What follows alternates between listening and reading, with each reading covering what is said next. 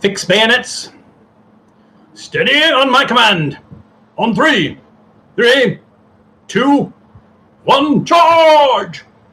Welcome everybody to another Trippy Food live stream and also a online episode of Top of. We're doing sodas today instead of a Trippy Food Beer Day. My hair is like, that's what you need to take the bayonets out after my hair. I'm having this like weird thing going on today with my COVID hair, but it is what it is. Hey, so everybody let me know how the audio is, because I actually have 3 fans going today. And I have the blinds closed a little bit, but the light seems to be okay. But the audio, I'm not sure about, because like I said, I have 3 fans going. I have one here, one up there, all going at the same time. I have the air conditioning on out there. Hopefully that comes in. And maybe it'll be cool. Let's see, what is the thermometer here says, actually the mercury is popped out of the top of it, so I can't tell. So it's pretty warm. I don't know if it's warm where you are. Here it's, I mean, I'm obviously joking around, but here it's somewhere over, I think it's close to 100 degrees. Let's look at Mr. Weather and see what Mr. Weather says. But yeah, I think it's close. It's been a hot weekend. It's been a hot late week. Right now it is 99 and it says it feels like 103. So I have a tendency to believe that. I don't know how it is where you are. Hey, welcome back, Drafigo. Is that okay if we call you Drafigo? Unless you have a preference to be called something else, we will call you that. But Sweden in the room. Everybody say hello. Well, the only let me try that in English. The only other everybody we have is our Janice. Janice, who never misses a live stream. So welcome, Janice. Always good to have you back here. Lynn, good to see you again. All right, so Lynn's here too. Now it's a party. It's a party. So we have we're starting off with a decent amount of people, which is nice. That was my knee hitting the table, so it is not actually a earthquake. Like, this hair is going to be driving me nuts all day. It's just going all over the place. I just like, it's, I don't know, it's old man hair or Little House in the Prairie hair or something. I don't know what's going on with that, so whatever. You can call me Draf. Is it Draf or Drafe? Draf, I guess. Drafigo. It sounds like it, right? That's what most people call me. We will call you that as well, Draf. Welcome, and welcome back. So we have the Europeans well represented in the room already, with only about 4 or 5 people in the room. So welcome. Good to see everybody. So got a lot going on today. I don't know if you guys caught the episode I did on Taco Bell. So it was a kind of a challenge between us and Reckless Eating. Since Taco Bell's menu, probably by now, hey, Steve Russell, welcome back. Good to see you again. I guess you were here last time, but I don't remember seeing you before. But now you're a regular, because this is like 2 out of 2 weeks. So welcome.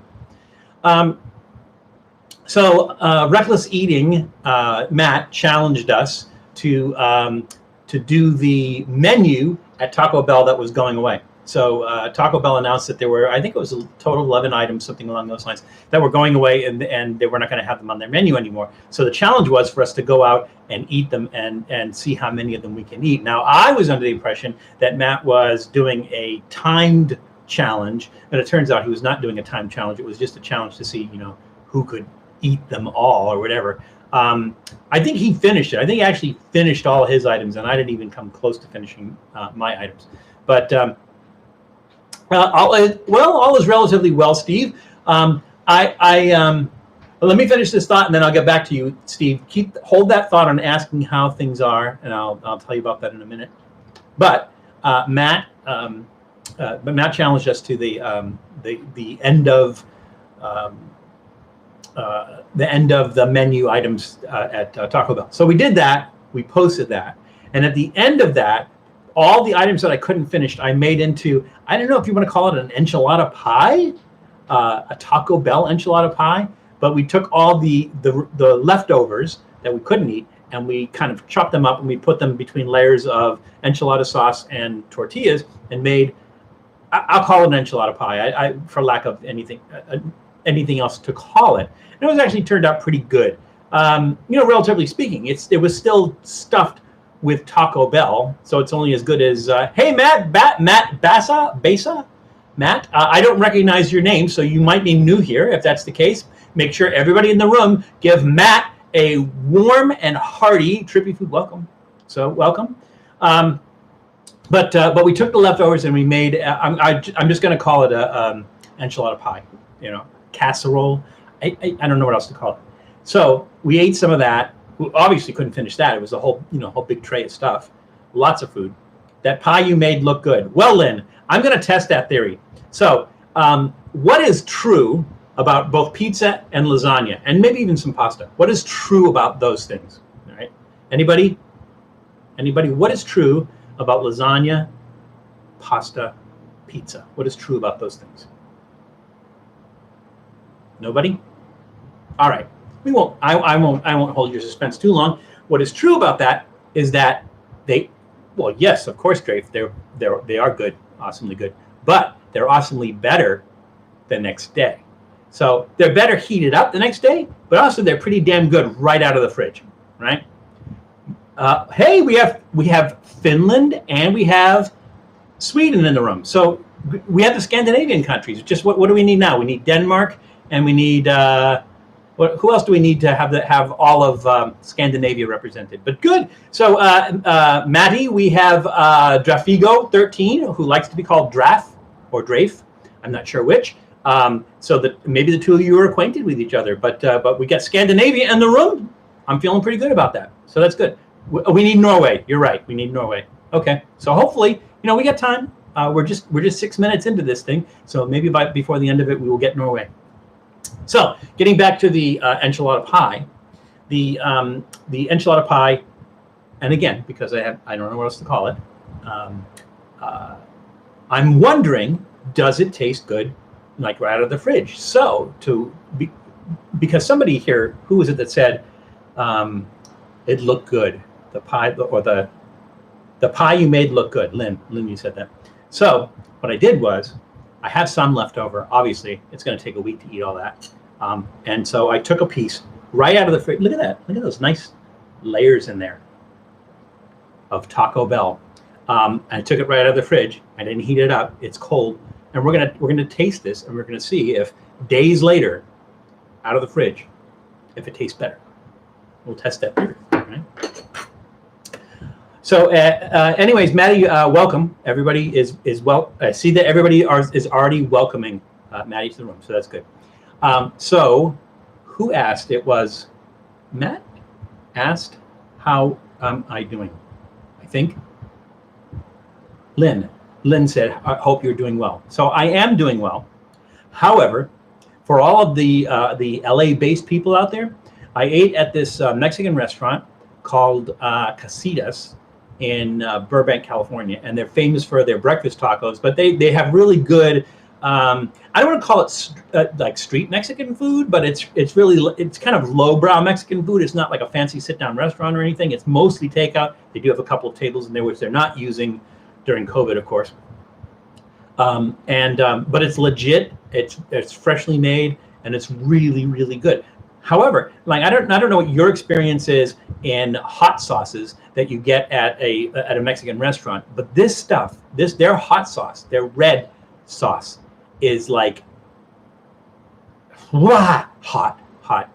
And so the thing was, obviously, it's coming back to revisit me today.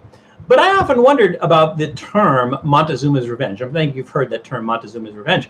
And so the thing is, in doing my, like on Ancestry.com, in doing my genealogy, I found that I am a direct ancestor to Montezuma. I'm also consequently a direct ancestor to Cortez, which is a big conflict inside me. But I am directly a direct descendant of Montezuma. And so my question about that is, if you were a direct descendant of Montezuma, is it still called Montezuma's Revenge? I don't know. What are your thoughts on that? Maybe you don't have thoughts on that, so I won't bother you with it. I have some water today. I don't have bottled water. This is like filtered tap water, so I think we're going to be okay. It's hot. It is hot. It is hot with 3 fans on and the air conditioning on in the other room and the blinds half closed. It's really hot. Oh, again, you guys, let me know. What do you think of the audio? Is the audio okay? Are you getting too much sound from the fans? Do I need to turn one or more of these off? I wouldn't like to, but I will if it's negatively affecting the audio. Also, I noticed that there was a change in the settings. It kind of changed back. So when I gave a loud voice like this, there was a lot of distortion. So are you getting that now? What do you guys think? What do you guys think there? I love researching my family. Yeah, it is. It's fascinating. It's really fascinating especially when you find out that you are related to certain historical figures, directly related to historical figures. That's like fascinating. You just go like, wow, that's amazing. So yeah, it's a lot of fun. It's an interesting experience.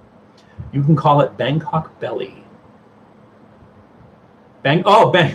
Yeah. Okay.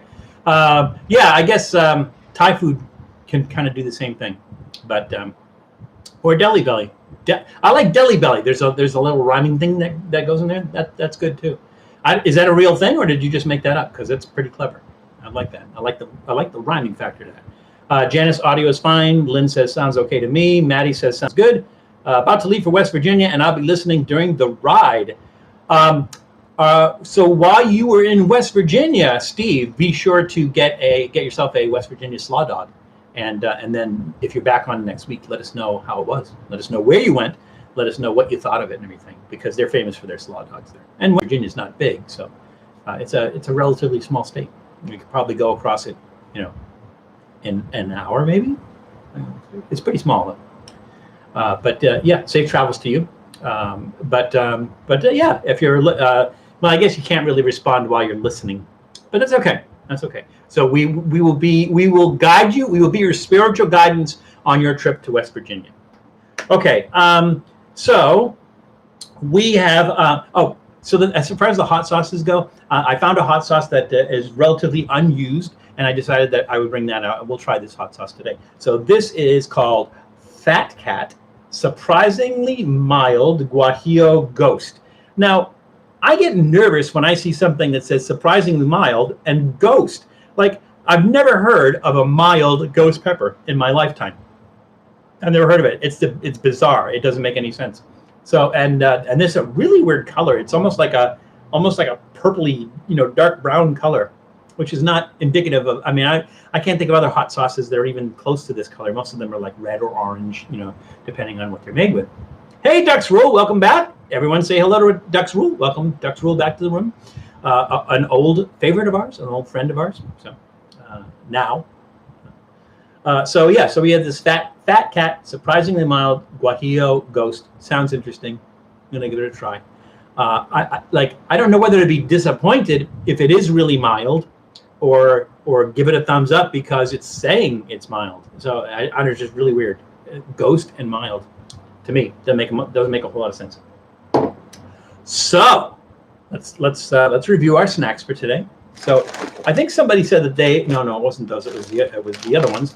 So these are Sabritas, is the brand, and this is a Fiesta mix, and it says Con todo para todos, which is with many, I suppose. It's with many for all. So has all these in it, and it's for you. They're all for you. So it contains Cheetos. It just says Cheetos. It doesn't say Flaming Hot Cheetos. It doesn't say what kind of Cheetos. It just says Cheetos. Turbos Flamos, I think, whatever that is. Rancheritos, and these are brands. These are all brands. I imagine they're brands under the same umbrella. Maybe it's Frito-Lay. I don't know. I don't know who the parent company is. It sounds like all these brands are probably from the same company. So Rancheritos, whatever that is, and red lettering that I can't. Sabrita something, and there's pictures there. What looks like Doritos, I suppose, and maybe a flaming hot corkscrew. I don't know. I'm not sure what that is. So it looked interesting. There was a combination of things and everything, so I picked this up. We're going to do this today. This one sounded fascinating. It's beef jerky, right? But it is premium products. Aufschnitt. If Derja Kane was here, he'd be able to tell us what, if that means anything. But Aufschnitt is the name of the company, and this is a cranberry beef bar. So it is a fruit and chia Well, hang on a second. It says beef, right? And it says fruit and chia seeds. So that's, is it like, I don't know if this is like a beef jerky with cranberries and with chia seeds, or it's a baked beef made with. I have no idea. It just looked really interesting. It's cranberry in a beef bar, so I don't know. Well, we'll try this. We'll see what that's all about. Bangkok Deli, Deli Belly, Montezuma's Revenge, and all those are known with backpackers, and they all mean severe diarrhea because of bad food. Yeah. So I guess I'll backtrack a little bit. So I didn't get severe diarrhea from their hot sauce. I just got the ring of fire. Down, down, down in a burning ring of fire. Yeah, that's what happens. Is that considered part of Montezuma's Revenge? I don't know. Hey, Adam, good to see you again. Everybody say hi to Adam Head. Adam, welcome back. We're just reviewing the snacks. So if you just came into the room, we covered 2 of them. We're on our 3rd one right now, which is combos. And I think combos are like a pretzel snack, like a pretzel chunk, a chuckle pretzel. I don't know, a stuffed pretzel kind of thing. These are combos, but these are pizzeria baked pretzels. So it's made with real cheese, artificial and natural flavored filling. I don't know what it's like. I can't imagine it's peanut butter and pizza fill. I don't know. It just looked interesting. It's a stuffed snack. It's supposed to taste like pizza. It's like a pretzel, hollowed out pretzel thing. So we're gonna try these today. Maybe we'll use the hot sauce on these. Seems like the most sensible one to use them on.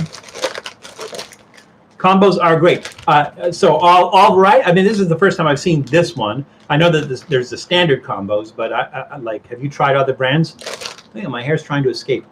And then we did this one before. We did XO, which is a brand of roasted crickets. And I think we did the taco flavored ones. And I saw these, which are sriracha flavored whole roasted crickets. So we'll try these today as well. So that covers our snacks.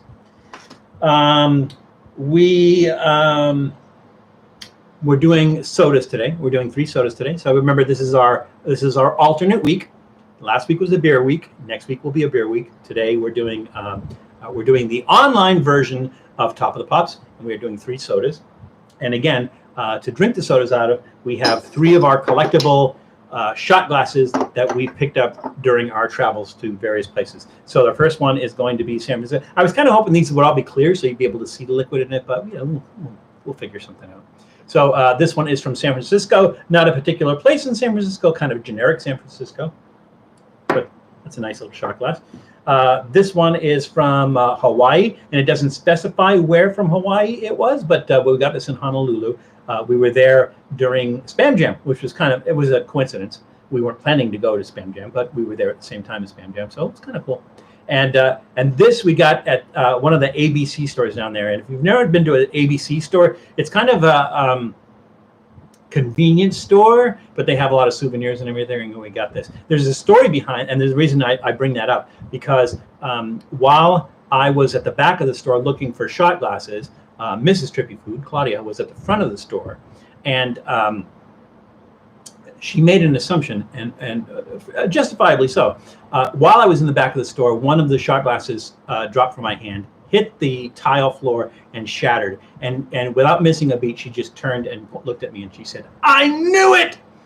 And yeah, it was me. So so that is where this shot glass is from one of the ABC stores in Honolulu, Hawaii. Hope that you have a good live session. It's past midnight here, so time for sleep. Take care, Val, and keep up the good work with the general. Thank you very much, Maddie. You were only here over a short time, 20 minutes, but still, we loved having you here, and hopefully we'll see you again soon. Would it help if we did this earlier? I know that it would help the people in Europe, but I don't know if it would help the people in the U.S. if you would be able to do this earlier on a Saturday or something. So, guys, let me know what you guys think. Because I don't mind going a little bit earlier for the Europeans if we can get more of them on here. But it's up to you guys. I'll leave it up to you. And our third shot glass is from Baltimore, Maryland. I don't know if any of you have been to Baltimore, Maryland. It is there are a lot of things to see and do and eat in Baltimore, but it can also be kind of I don't want to say dangerous, but there's parts of Baltimore can be kind of a rough place. But anyways, we did get this in Baltimore, and so we're going to use our third shot glass will be our Baltimore shot glass, and Baltimore crab. So there we go. Hey, Starfly, what's up? Hey, good to see you again. Starfly is back. Starting 1 hour earlier would be okay. All right. Well, everybody in the U.S. who's on, I got a request from the Europeans that we start an hour earlier, at 1 o'clock instead of 2 o'clock. If that's okay with you guys, let me know, and we'll do it a little bit earlier. Maybe we can get some more Europeans on. So that'd be nice. I think I'm okay if you want earlier. Okay, that's an okay from Lynn. So let's cover the non-alcoholic beverages that we're going to drink on our show today. 1 hour early is fine. Yeah, I'm okay with that. It looks like everybody's okay with that. All right. So let's plan on that. We'll plan on bumping it up an hour, and then hopefully we get some more of the Europeans on. I'm not mad that they're not allowing us in there right now. We don't deserve to be in there right now. All right. So, and you guys can help me with the order of how we should drink these, I think. So the first one is Hank's Seasonal Pumpkin Spice Soda. Now, it says seasonal pumpkin spice soda. Now, pumpkin spice season doesn't usually start till September, but everything's starting early. So, like, I don't know if you guys noticed, there's like Halloween candy and Halloween costumes and stuff in the stores already. It's only August. So I don't know if that means that they're expecting, not expecting a lot of things as far as Halloween trick-or-treating and stuff like that. And I don't know what the deal is with pumpkin spice season, but this is out now.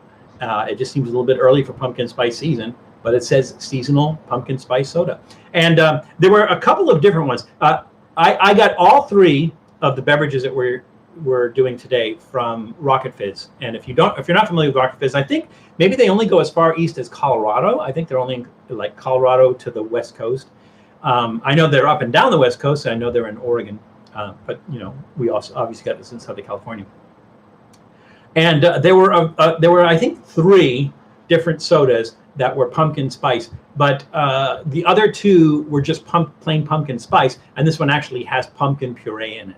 So that's why I chose this one, because you get some pumpkin flavor as well as the pumpkin spice. So we'll try this one. It sounds interesting. It's a nice looking bottle. We'll give it a shot.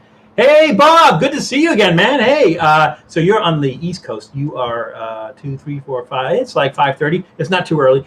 We were just discussing with one of the Europeans who said, hey, it'd be really nice if you could do this earlier. And so next week we're going to start an hour earlier. And that helps with the people on the East Coast as well. So good to see you, Bob. Glad to see you again. Everybody say hi to Bob. REA Junior Music. That's Bob. Everybody say hi to Bob. Okay, so we're doing the Hank's Pumpkin Spice Soda. We are doing the now anyone from Massachusetts, not from Massachusetts, this is from, where are they located? They are in I need more light. I think I don't think it's somewhere in Reading, Pennsylvania, all right? But if you're from the East Coast, you automatically know that that's Reading and not Reading, although it's like spelled like reading. It's Reading. My favorite is when you're driving up I-93 in the Boston area and you see the sign that says reading, no reading, but it's Reading, North Reading. So Reading Draft is the company. They're from Reading, Pennsylvania, and this is birch beer.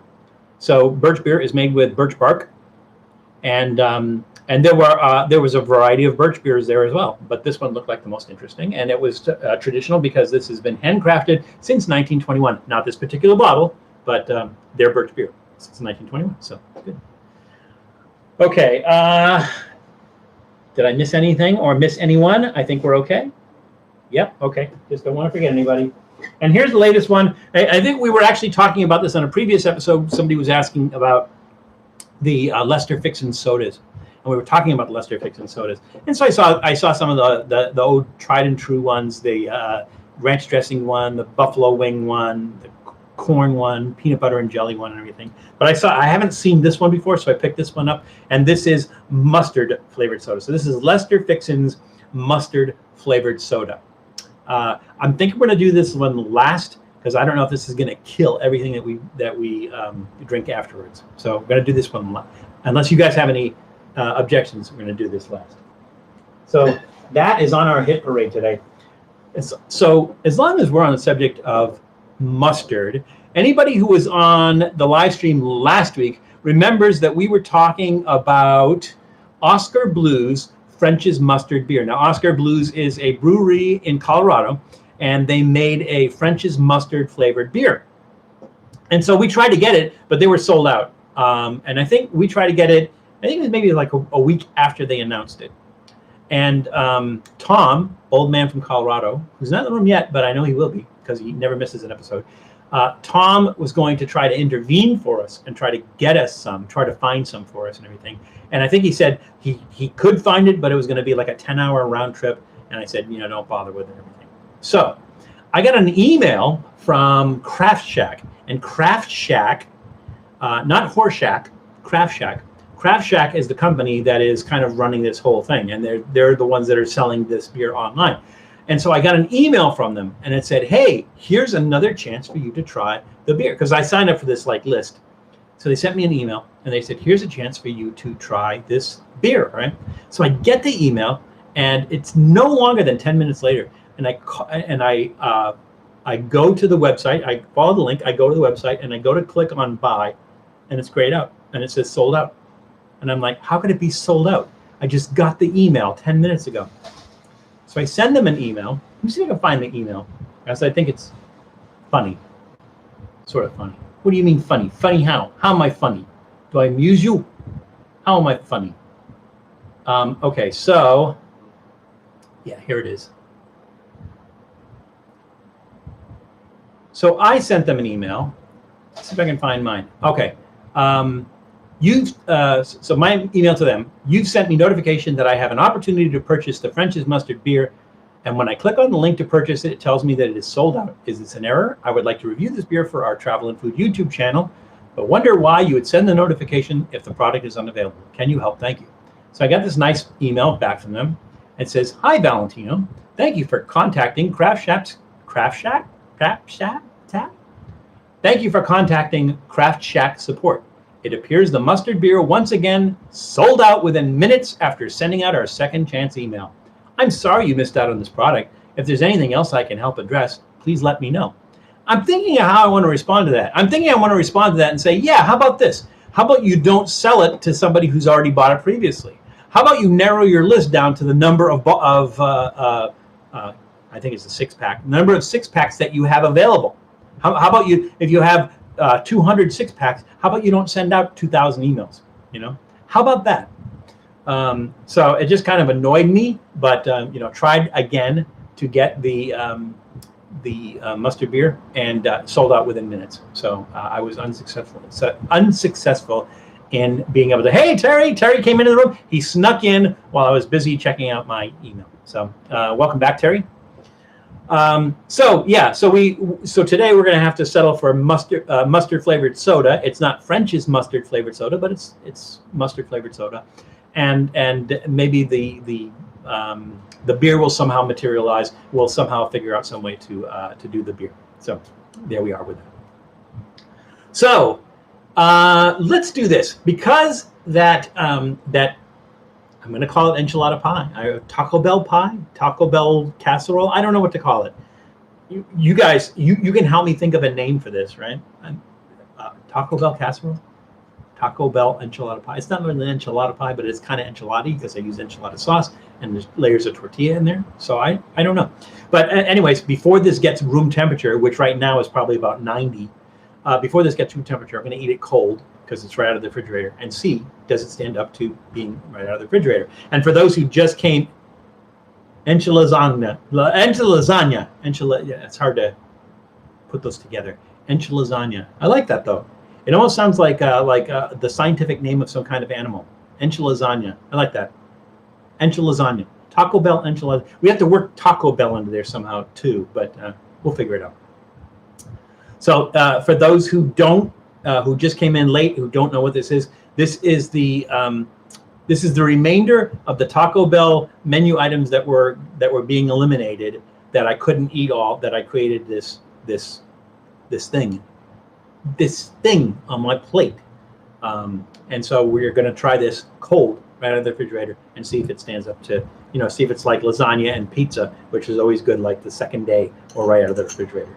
It doesn't look great. Here we go.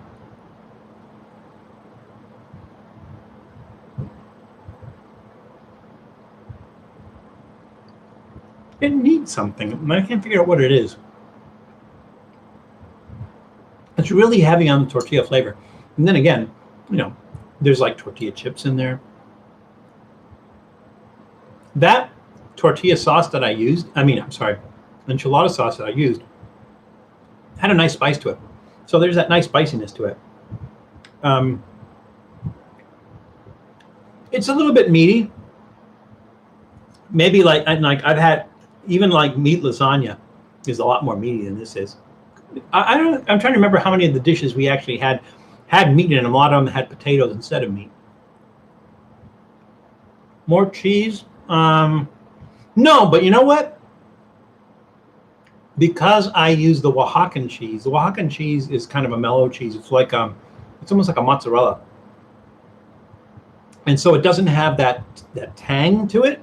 And so maybe that's what it needs. It needs like that tanginess from the cheese, something tangy in there. Now maybe there's something you could add to it to add that tang to it. It's not bad cold.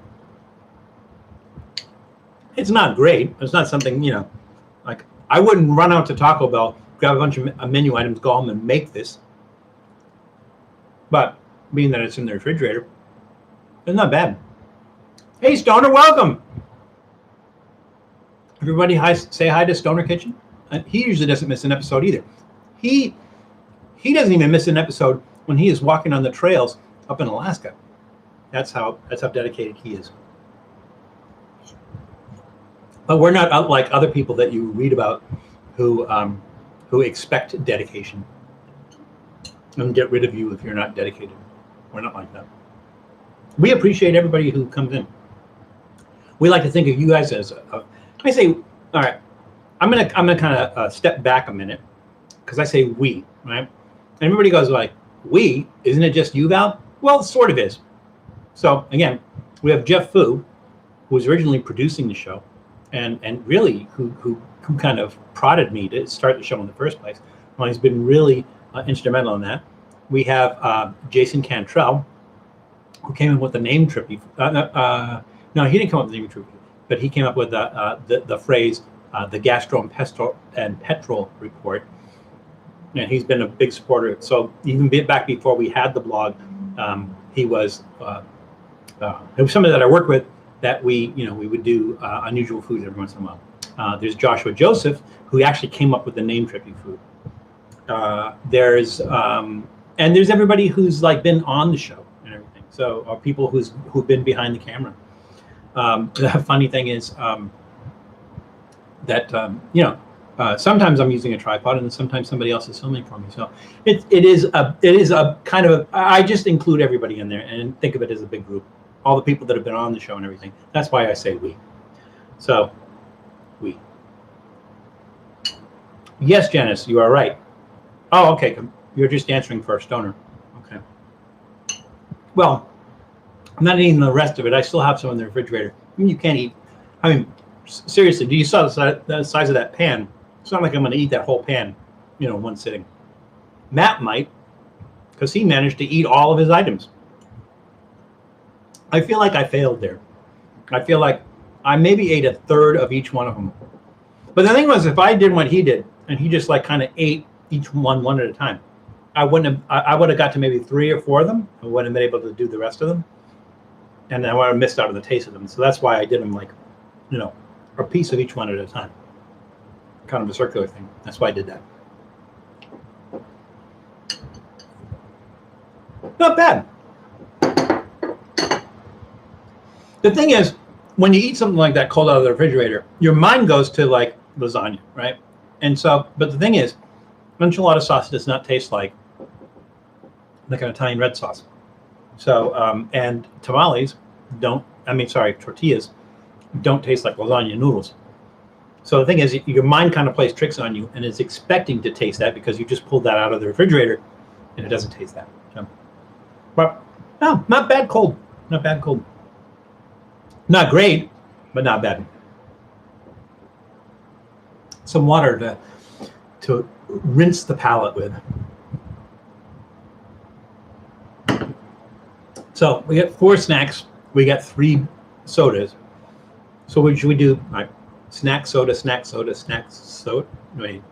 Snack soda, snack soda, snack soda, snack. Right? Let's do that. Let's do that. And unless there's any objections, we'll do them in the order that we had them. We'll do them in the order that we laid them out and the order that I showed them to you. Right?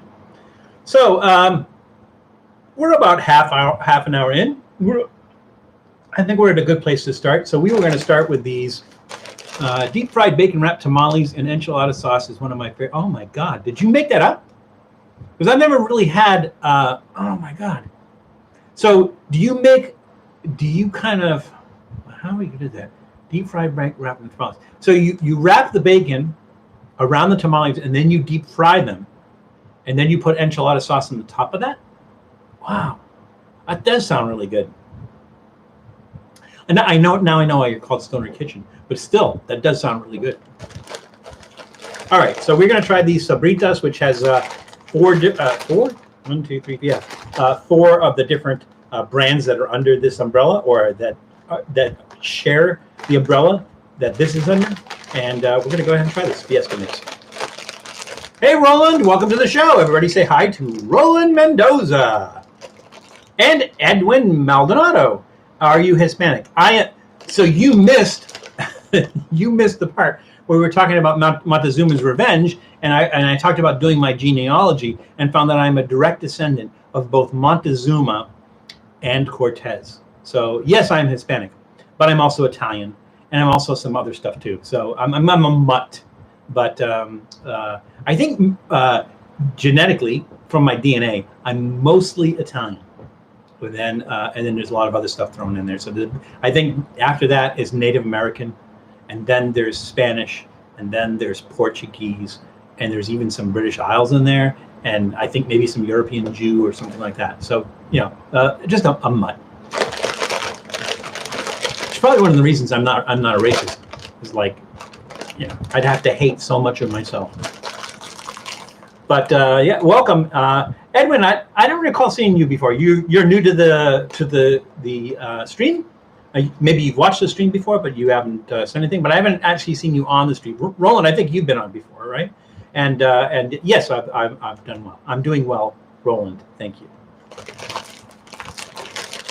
106 here in Texas. Wow, damn. Well, we're not that far behind here.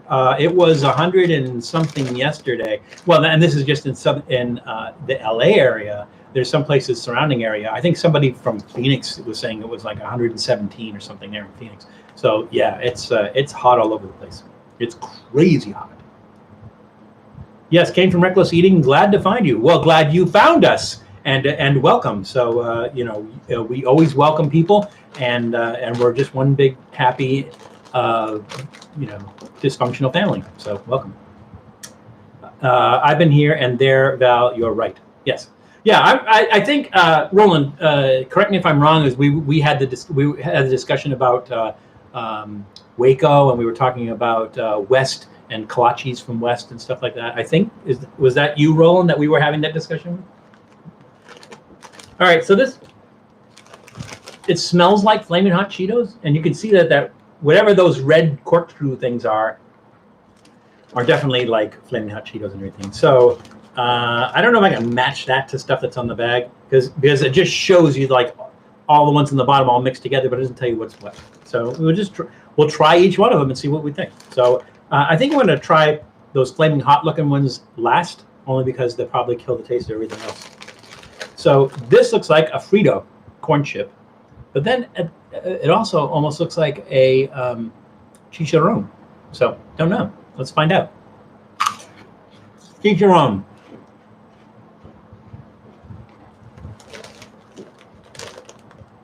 Yeah, Roland, I thought so because we were talking about because you were saying you know a lot about Texas and I had lived there for 13 years. Wow, that is weird. So as far as it has like a sourness to it, like almost like a vinegar sourness to it.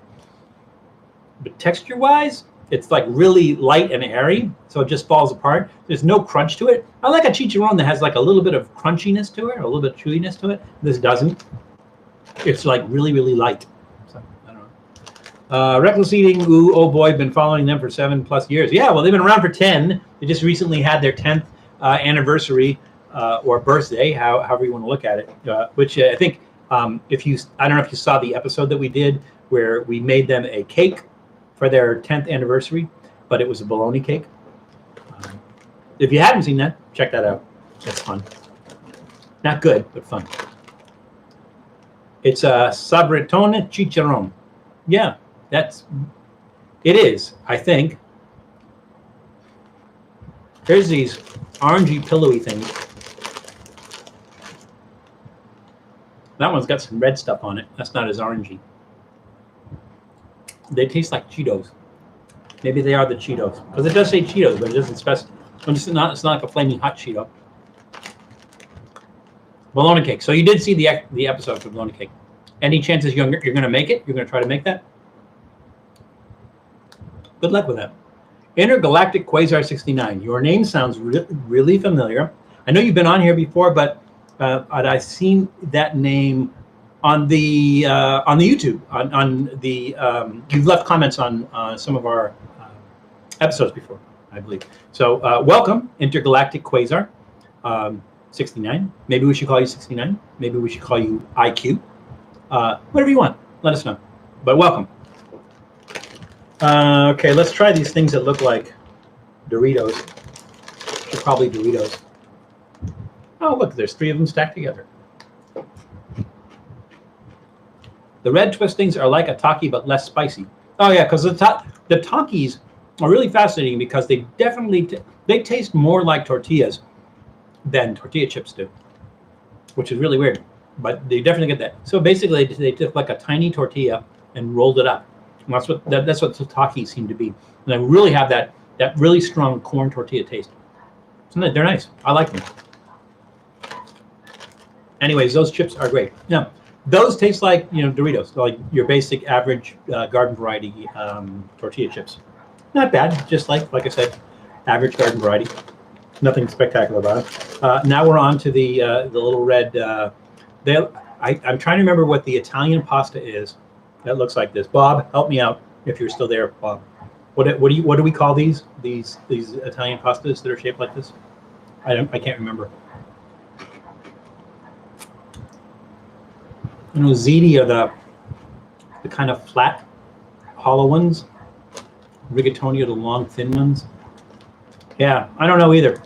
I know I've had them. I just can't remember what they're called.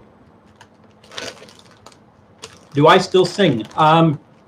When I get a chance, and every once in a while, like if I go over to somebody's house and they're playing an instrument or something, I'll sing with them. I sometimes sing like when I'm inspired to sing along with the radio or anything. But as far as in a band or anything, the last time was probably about 10 years ago when a friend of mine who was living in Southern California at the time, they were doing like an open mic night, and I would go to their open mic night and I would sing with their band, do a couple of songs with them and everything. So I still love to sing. I just haven't in a while. And as a matter of fact, it's funny you mentioned that because I was in several bands with Bob at REH Junior Music. He and I were in several bands together. I think first band, maybe not our first bands together, but pretty close to it.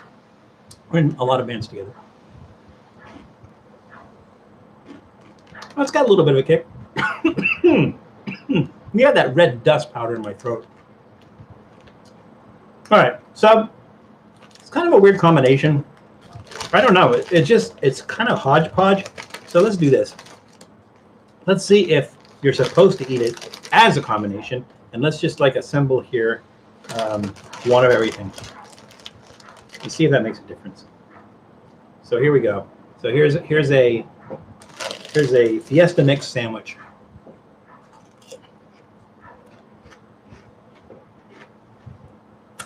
Thank you, Bob. You're embarrassing me. And Bob, I was thinking, hold that thought. After this, let's talk, because I wouldn't mind doing something like by Zoom. You there, me here, do something, do some stuff. That'd be fun. We should do that. There's no reason why we can't. Those are good with beer. What beer? What would you pair these with? Like a Modelo, maybe? Would you pair those with a Modelo? Or maybe they might, I don't know if there'd be a conflict with the chili. I was thinking like a michelada, maybe. They would go with the michelada. What do you think? I wouldn't go with a fancy drink, that's for sure. Because this is not a fancy snack. So, let's see. A Dos Equis, yeah. No, that would work too. Hey, 4th grade Jake. You snuck into the room. I guess you were listening. And then you heard something that you thought would be a good thing to add to, which you did. You said Modelo, and I think you're right. Modelo would go good with these. So welcome to the room, 4th grade Jake. I know I haven't seen your name before. So you are new to the room. Everybody give 4th grade Jake a hearty Trippy food welcome. Welcome, 4th grade Jake. We'll call you Jake. Just because it's one syllable, it's a lot easier. If we're cut for time. A beer with lime. Yeah, I kind of disagree with you, IQ. And the reason is this. If you have to put lime in a beer to make it taste good, it's not worth drinking in the first place. That's my thought. Unless you're drinking like a shandy or something that's made with lime, if that's what you're talking about, then that might be a good fit for this. But to add lime to something to make it taste better, it's like, why bother, right? It's a good snack. Nothing like that nitro gummy bear. Though. Nothing is like that nitro gummy bear. Though that is just pure, unabashedly evil pain. That's all that is. That gummy bear is just pain. It's pain in a little squishy bear form. Roland, it's bad. It's pain. That's all it is pain. Any cold beer. Yeah. Well. I don't know, Bob. I don't know that this would go good with like a porter or a stout, like a sweeter, stronger beer. I don't think so. Yeah, I don't think so. I got lipstick on. It's like that red stuff on my lips. It's okay, lipstick on. Love the channel. Well, thank you, Jake. Hope you enjoy the stream as well. Saw you from Reckless Eating. Yeah, we do a lot with Reckless Eating. So let's talk about that for a second. So Matt and I had done some, during COVID, we had done a few things together. But the thing is like he kind of got spooked a little bit because he had gone over to somebody's house and somebody who was one of the roommates of somebody who was living at that house tested positive. And so he is reluctant to do more of these for the time being, like even with me. And I don't blame him at all. It's not something you want to mess around with. So he's probably going to give it a few weeks and everything. He's really essentially what he's doing is self-quarantining for a while. And I don't blame him for that. But in the meantime, we are kind of like, he is asking me to do some Reckless Eating episodes. And so I am in the process of doing that. So yesterday, the day before yesterday, I filmed a couple of Trippy Food episodes. So basically, the new Lay's, I'm trying to remember what they call them, iconic something or other. They're based on foods from particular restaurants in particular cities, and there's 4 of them. So I did 2 for Reckless Eating and 2 for Trippy Food. So if you want to see all 4, you're going to watch the Trippy Food episode and the Reckless Eating episode, but I'm doing both of those. And then the other one is Pringles just came out with 2 new flavors. It may have more of that, but I just found 2, the Reuben and sweet corn. And so I did the sweet corn for Trippy Food. I did the Reuben for Reckless Eating. Because those are limited time only items, and Matt just uploaded the videos, so he's going to maybe do some other post-processing editing. I expect to see those up in the next couple of days. And so when his go up, mine will go up, but it'll be 4 episodes with me, 2 on Reckless Eating, 2 on Trippy Food. So we're kind of doing that for the time being, since he, like I said, he is self-quarantining. He's still got other stuff to do. Nice seeing you, Val. I'm off to Matt's stream. Well, Lynn, tell Matt that we said hello, and we look forward to working with him again in the future. All right. But yeah, Matt's just a cool guy. And the thing is, outside of Reckless Eating and Trippy Food, he's like a great guy to talk to. You have a very intelligent conversation with him and everything. It tends to get political, which we won't really do here. I do that somewhat on Twitter. There should be food Twitter feed. I get political on that. But here we don't really do that so much anymore. But if you have an opportunity, if you ever have an opportunity to sit down with Matt and just talk about just stuff, he's a great guy to talk to. So yeah, so definitely tell Matt we said hello, and thank you for sending people over. Pair it with Corona. Yeah, you know what? I would pair that with Corona. I just wouldn't put lime in it. You know, I mean, that's just it. I was like, why? You know? Did you and Matt meet through Jeff? Yes, we did. We did meet through Jeff. So Jeff introduced. Let's see, were we doing Trippy Food at the time? No, this is before Trippy Food. So this was when Eddie Lynn and I were doing Kamikaze Kitchen. So he introduced us to them while we were doing Kamikaze Kitchen, and so we were kind of hanging out with them and everything. But Jeff is the one that got me to start doing Trippy Food. So the thing was that Eddie had other things that was keeping him busy and not able to continue to do the Kamikaze Kitchen. So what I did was I was talking to Jeff and I said, hey, you know, should I just do Kamikaze Kitchen with somebody else? And he goes, no. And he says that it's its own thing. Do your own thing. So this way, it's not like we were scripted. We were never scripted on Kamikaze Kitchen, but we were. It was a very formulaic thing. And Trippy Food there's no formula at all. There's no script or anything. It's all off the cuff and just happens as it happens. And so Jeff was the one that suggested that we do that. I don't remember how many years ago that was now. Maybe like 2013 or something. Maybe like 7 years or something. But yeah. So Jeff was the one that introduced me to Matt and Chris, because there was a YouTube event going on that Eddie and I were at. And he introduced Eddie and I to Matt and Chris. And then we just collaborated and kept on doing stuff together. Hey, Ian Undercover, welcome. The Lay's lobster roll was such a letdown. Yeah, I think we did a Lay's lobster thing before because somebody in New England had sent it to us. Because you can't, I'll have to go back and look and see if that sounds like one that they did previously. But some of the things are regional and you can't get them in certain areas. So I think if you're only in the New England area, they did the lobster roll one, and the ones, well, I take that back, because the ones that I did were, there was one from El Torito in Marina Del Rey, which is here in LA. There was one from Gino's, the cheesesteak one from Gino's in Philadelphia. There was what else was there? There was one from Grimaldi's, a pizza one from Grimaldi's in New York. And then the fourth one, I don't remember what the fourth one was, but they were from different cities and everything. But yeah, Lay's does that. They'll sometimes do things that are regional, and you can't get them in every region. I think that's what that was. Baconator Pringles, those are new. They aren't half bad.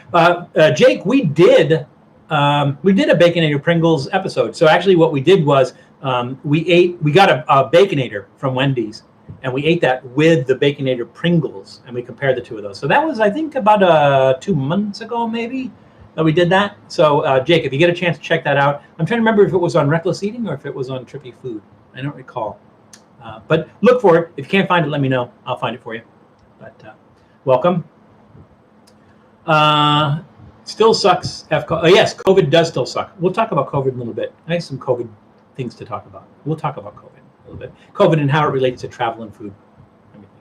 You know, I'm not going to politicize it because it shouldn't be politicized. Because COVID doesn't care what political party you belong to. It treats everybody the same. So, you know, how we treat it, maybe that's political. To me, it's fucking both. Can't stop. Well, I just dropped an F-bomb on Trippy Food. That's a first. Can't stand politics. Yeah, it's gotten dirty. It's dirty. It makes you feel dirty, and it shouldn't. It really shouldn't. So I don't know. I don't know what we're gonna do. But this isn't the venue to talk about that. If there's enough people that want to, maybe we'll figure out a venue we can talk about it. Maybe we'll do Facebook Live or something. We'll figure something out. We'll talk about it if you want to. We need to heal 2020. We need to get past 2020. I don't know that it's like every time you say like, oh, okay, everything, it's going to get better. It has to get better. It has to get better. It's like here this week, I think we had three bad wildfires in the LA area just in the past week. There's that derecho, which like how does that ever happen? It's like an inland hurricane that went across the Midwest. It's hurricane season, so we don't even know what's coming at us from hurricane season or anything. So we have murder hornets. We have cannibal ants. I mean, really, what's next? Are all the volcanoes going to start erupting? I was like, what the hell's going on? 2020 just seems like it's like, you know what I'm thinking? Remember, everybody remember the Mayan calendar? Remember them in 2012? I think it was supposed to be 2012. And it was like the end of the world because the Mayan calendar ends in 2012. That's going to be it. It's going to be it. Everything's going to end. What I think was they just ran out of stone. And they go like, no, we have to go till 2020 because that's the end. This is crazy. Crazy stuff, man. It's crazy stuff. It's like every time you say, well, at least we got past that, 2020 goes, hold my beer. Right? So that's where we are with that. Nashville hot chicken. Yes, thank you, Jake. Nashville hot chicken was the other Lay's that we did. And that one, obviously from Nashville. Although it's funny because you'll see it when you watch the video, is that like I say Nashville and then I say from New Jersey. I don't know why I said from New Jersey. It's Nashville hot chicken from Nashville. But it's I made fun of myself in the video, so you'll see that. Time for a beverage. I think you're absolutely right, Janice. Thank you for keeping me going because we're an hour in already. I miss the genius of Jeff as well. I never got Jeff. I know he's been in some Reckless Eating episodes, but I've never been able to get him into a Trippy Food episode. I'm still trying. So, but he is also being very cautious in times of COVID, and he is also self-isolating or So we're not going to see Jeff for a while, but hopefully we'll get him in an episode. There's a few people that I'm trying to get in an episode that I haven't gotten an episode. I'm trying to get Mrs. Trippy Food, Claudia, into an episode. I would love to see her in an episode. I think she would do really well, but she's a little bit hesitant about it. So maybe if you guys work on that, right, and ask her, and I think she would be really good in one of these episodes.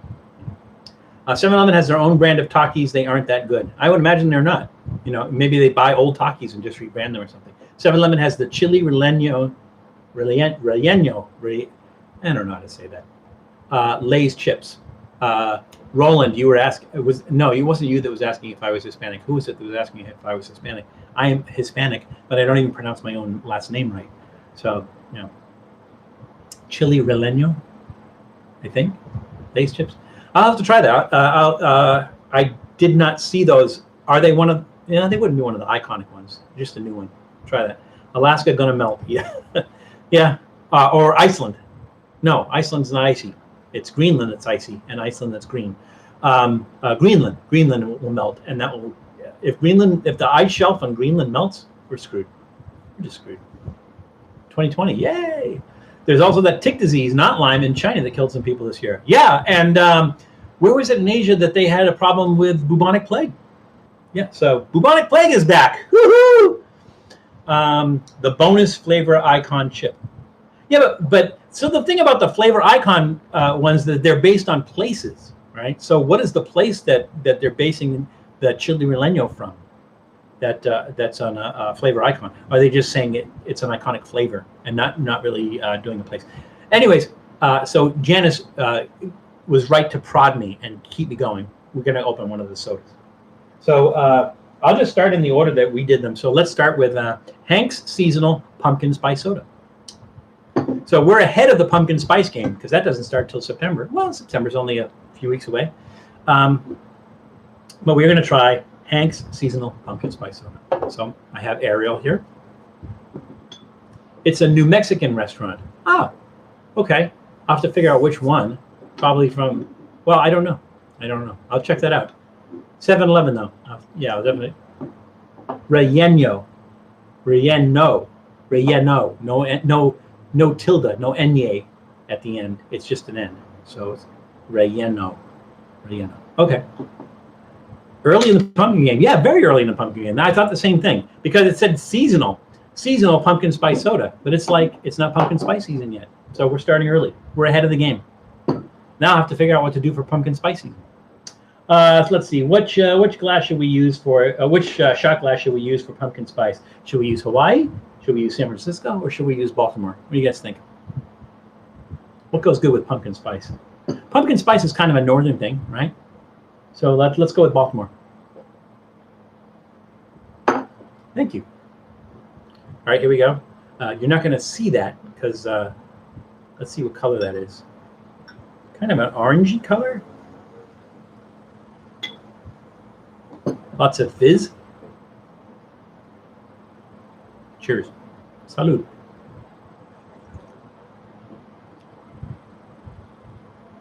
Ooh, it is pumpkin-y. Cane sugar, obviously. I can't say it's a refreshing drink. It's certainly not refreshing. It's very desserty, though. This tastes like it would be a good soda even to drink warm, because it immediately evokes pumpkin pie. You know, without the crust. I'm not getting any of the graham cracker or any kind of like crust type flavor and everything. But it's like a little bit creamy on the tongue, but there's no cream in it, obviously. There's pumpkin in it, and there's pumpkin spice in it. Orange red tint. Yeah, I think you're right.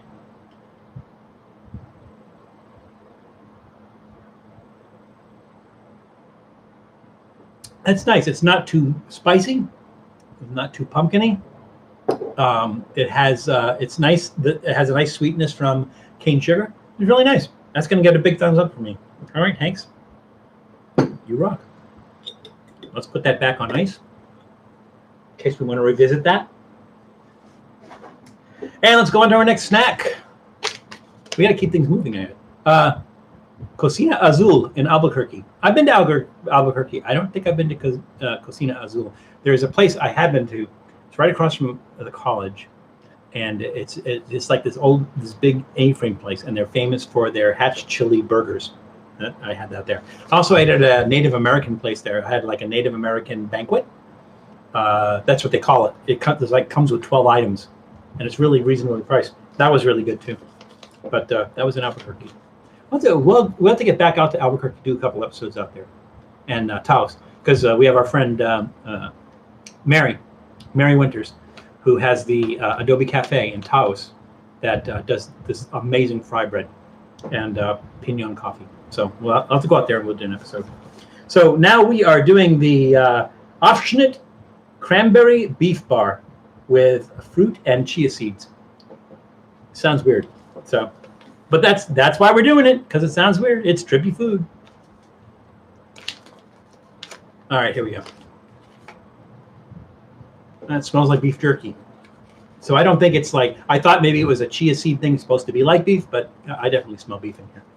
Pinon coffee, yes. Pinon is pine nuts.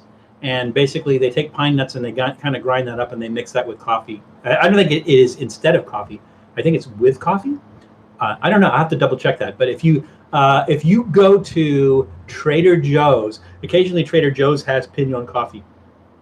They have the New Mexico pinon coffee. You should try that. It's pretty good. But yeah, it's made with pine nuts. Ooh, that's a weird look. See that? It's like, I guess those are chia seeds that are embedded on there. It almost looks like a strawberry fruit roll-up or something with strawberry seeds in it. Kind of weird. Amy Cakey, welcome! Hey, good to see you again. Welcome to the room. Everybody say hi to Amy. Stoner Kitchen's already ahead of the game. And Janice, they're already saying hi to her. Welcome, Amy. Good to see you again. Welcome back. All right, let's give this a. This is kind of a weird thing. It's like, it definitely smells like beef jerky, so it definitely has that like kind of smoky, meaty smell to it and everything. But look at that. It looks like a protein bar or something. It's just it's a weird little thing. It's a very weird little thing. It does look like pemmican, Janice. You're right. All right, here we go.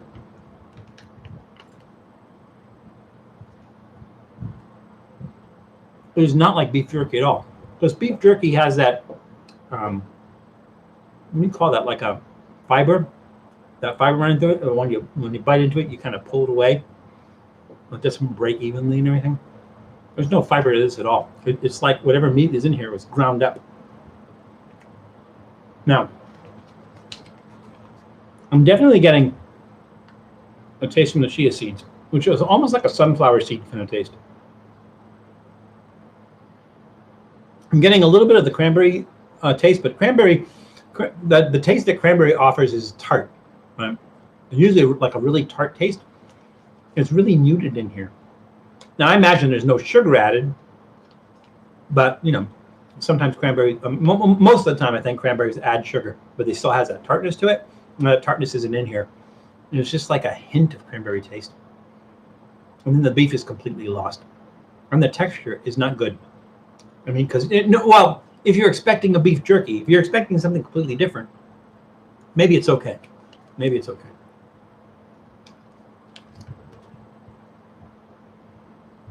It's kind of gritty.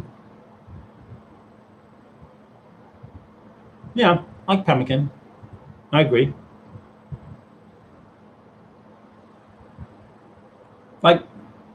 Like a trail mix, kind of like a ground up trail mix. Like there's oatmeal in it or something. I don't know. I'm crazy about this. It's like there's meat, right? You can smell the smoke, but there's no savoriness to this. A little bit of a meaty taste, but not a lot. It's kind of disappointing. That's why I ate the whole thing.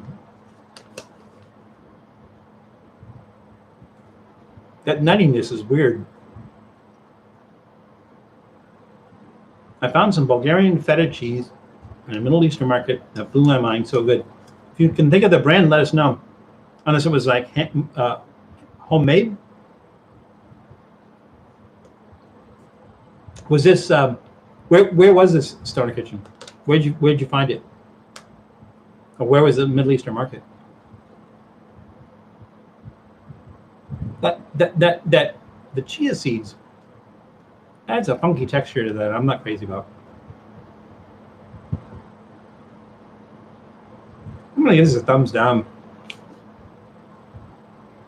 There's no tartness from the cranberry. There's this graininess from the seeds. The meat taste is missing. Yeah, really disappointing. Stoner, let me know the name of that place, and then if I make, because I want to make a trip out to Phoenix and do some stuff, and maybe we'll check that out. And if you find anything else interesting at that market, let me know. It's gonna get a thumbs down for me. I'm not gonna be doing that again. They had different flavors. I bet they all taste like trail mix. No, not liking it. I guess we should just keep this ball rolling. But I did want to talk to you about a couple things though, right? So we talked about the French's mustard beer. I don't see Tom in the room yet. Maybe when he comes back in, we'll tell him about that. So we said we were going to talk about some COVID stuff. So this was interesting. In an article in Forbes, they said frozen chicken wings test positive for COVID. Now, how do you test chicken wings? It's not like you can stick a swab in the chicken wing's nose. I don't know how you test chicken wings. The fans give you a nice wind in the hair look. They do. It's like my hair's trying to escape off my head is what's happening here. As long as you guys don't mind it, I'll try to ignore it. It drives me nuts a little bit, but hey, at my age, I'm glad I have hair. Anyways, frozen chicken wings test positive. I'll send you the link. Sure, why not? That's what we do here. We try to help. So there you go. A couple of things. So they do say that they found traces of COVID. They didn't say whether it's active or not, but they found traces of COVID in frozen chicken wings. There was another, I can't remember what the other outlet was that reported you can't really get COVID from, a positive test of something inanimate like chicken wings or something like that. And I think they said that it was probably came off the packaging. So there was something in the packaging while they were packaging it. It doesn't surprise me in the least because a lot of the packing companies, the meat packing companies, the ones that would be packing things like chicken wings. We're all kind of forced back to work in a dangerous situation. And the dangerous situation being that COVID was running rampant. There was this one factory, I think it was I want to say it was in Arkansas. There's this one factory where 300 or 400 of the employees at that factory tested positive for COVID. And those are the people that are making your food. Those are the people exposed to each other and everything. So not finding it surprisingly whatsoever. It was New York Times. So I don't have the link for the New York Times, but if you do a search for the New York Times article, the article is titled, "You Probably Won't Catch the Coronavirus from Frozen Food," which is really weird. It's like, what makes somebody decide I'm going to test chicken wings to see if they have, coronavirus on it? It's not like somebody caught coronavirus by handling the frozen chicken wings or anything. It's like, what makes you decide just to check frozen food for coronavirus? It's kind of a weird thing, I guess. Guessing the way they test surfaces, maybe.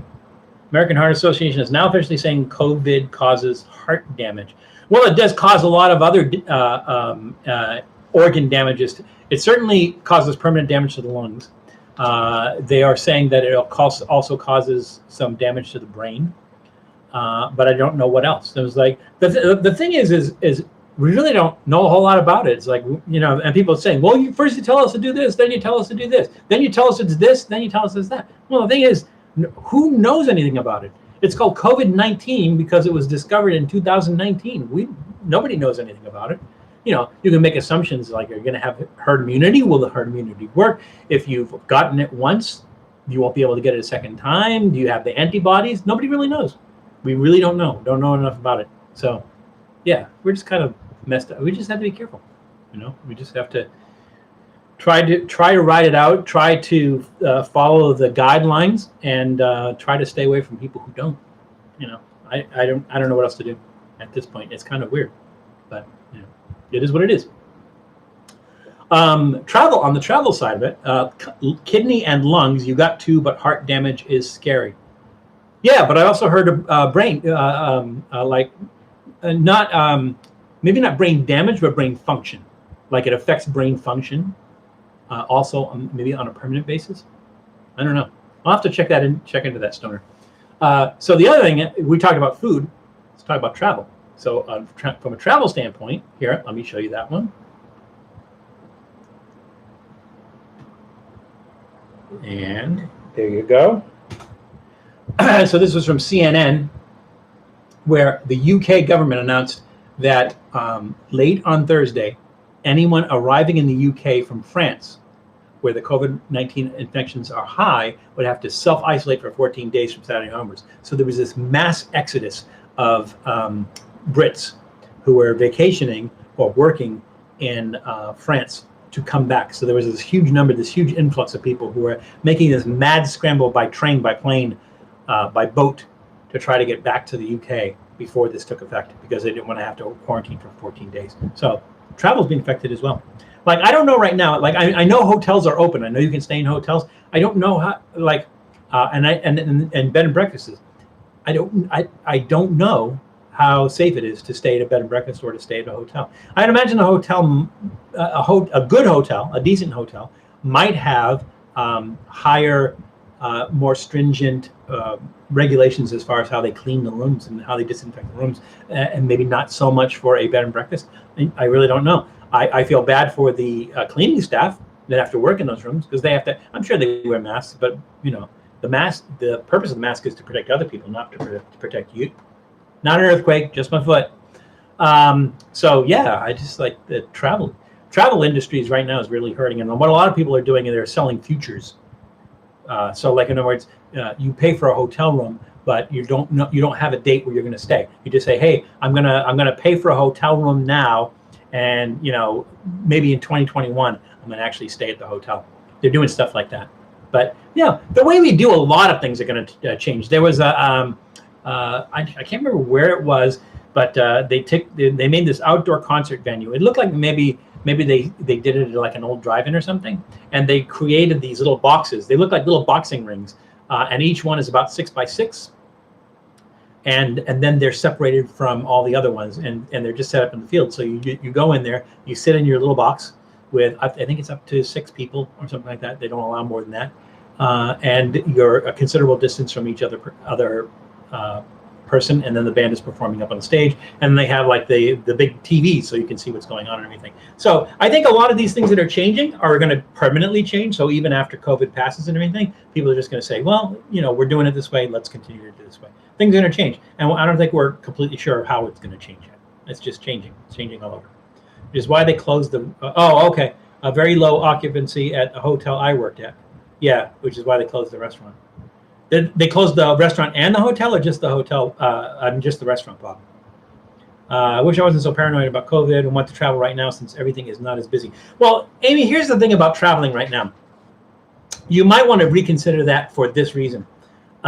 If you're going for an event, like let's say you decided, I've never been to the Gilroy Garlic Festival. I really want to go to the Gilroy Garlic Festival. That was in like the last 2 weeks in July. Right. But I really want to go to the Gilroy Garlic Festival. I've never been. Well, the Gilroy Garlic Festival was canceled. So if you travel out to Gilroy just to go to the Gilroy Garlic Festival, and there's no Gilroy Garlic Festival, there's nothing else to do in Gilroy. There's really nothing else to do there. So you have to consider if you want to make the effort to travel somewhere. Now it depends on what your purpose of travel is. If you're going to go and you're going to, let's say in a cabin in the woods, and you're not going to leave the woods. You're just going to stay in the woods, stay in a cabin in the woods, and just kind of rough it for a few days or even a week. Maybe that's worth it. Maybe it's worth it to do that. But if you want to go visit, like, Phoenix or Albuquerque or Las Vegas or San Francisco, if you want to do something like that, you may reconsider that. This may not be a great time because the things that you want to do aren't open. If it's like, I always wanted to go to this fancy restaurant, well, you might not be sure that you'll be able to get into that fancy restaurant. They most likely will not have indoor dining, and they may not be set up for outdoor dining. You have to take the food to go. It's never that good. And if they do have outdoor seating, it's going to be minimal. It's never going to be as many as they had when they had indoor seating, and so they're going to have a longer wait. And you're eating outdoors, the food gets cold. I don't know, whatever. I hear what you're saying because I am completely. I'm a road trip kind of guy, right? Like I'm on the road every weekend to try to find something and everything, but not now. And because a lot of the things that I want to do, I have this long laundry list of things that I want to do for Trippy Food that I can't do right now because these places are closed, and there's no, things like museums and things along those lines, and they're not open. There's no reason to go. So I feel your pain. I empathize with you 100% because like I said, I want to do the same. I want to travel. I want to see things, but it's like you might want to consider if it's really worth it to go where you want to go if you're not going to be able to see what you set out there for. We stayed in a hotel in Gothenburg. Not a single case during our stay. Good, excellent. That's the other thing is you need to check how is that region handling it, or how is the city handling it, the area where you're going to be staying, and what where are people coming from that are staying there. Like if you're in Europe somewhere and you're going to be staying at a hotel where that like there's been a bunch of Americans there, we're like the disease bags of the world right now. I would not stay in a restaurant. I would not stay in a hotel in Europe or anywhere else that Americans were staying in mass, because like I said, we're the disease bags of the world. That was disturbing. I just kicked something pulled out. Can you guys still hear me? I just to make sure I didn't pull anything out that I shouldn't have. Travel and food is like everything's kind of on hold right now. I wish let's see, going camping next weekend, Busca. Yeah, Stoner, you're absolutely right. Camping, I don't see anything wrong with camping. I really don't see what the exposure risk is, especially if you're doing it in a cabin, there might be, right? Depending on who stayed there before you, and just depending on how well it was cleaned before you got there. If you're doing it and you're bringing your own tent and everything, the risk is minimal, if any at all. So that's the way to go right now. Got hired 2 weeks ago at a hospital in Ontario, California, and we have COVID-19 patients. Only certain workers will have to work in those rooms. Yeah, it's crazy, Jesse.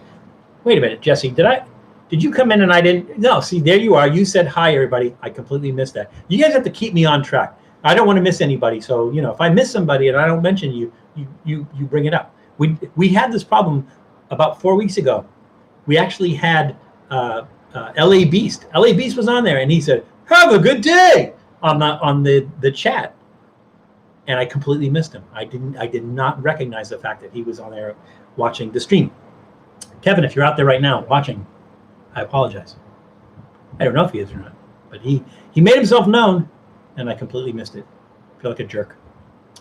So you just want to eat Las Vegas buffets. The Las Vegas buffets are dinosaurs. They're extinct.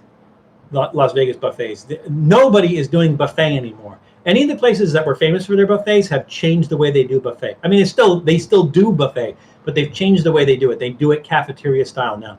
So if you go into the place, everything is behind glass, so you don't touch anything. And what happens is there's a server behind the glass with a plate, and you just tell them, "I want that. I want some of that.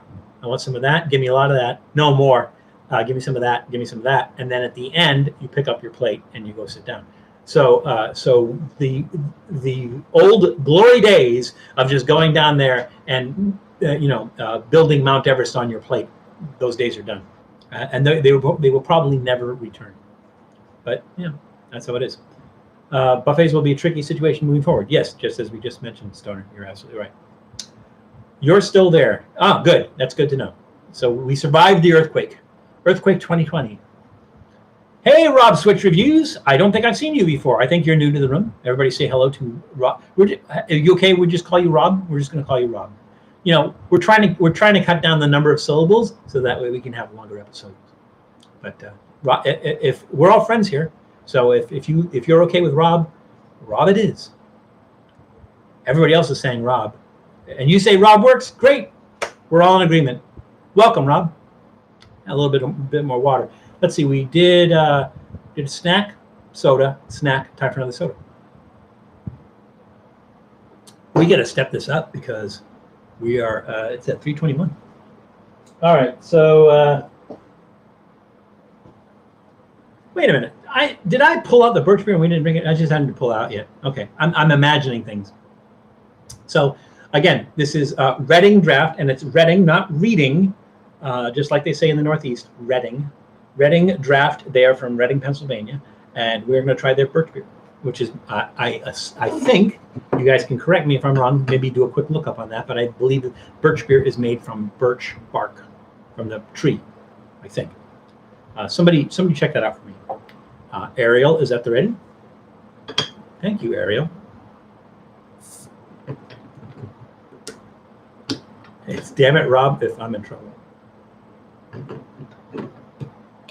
Which is funny because usually, like, it's Val, but usually if I'm in trouble, it's Valentino. All right, birch beer. Smells like root beer. Maybe a little bit more sweetness to it, and maybe not as much spice. I think most root beer also has licorice root in it, if I'm not mistaken, and this doesn't smell like it does. So what are we going to use? Yeah, let's do San Francisco. What do you guys think? San Francisco? That'll work.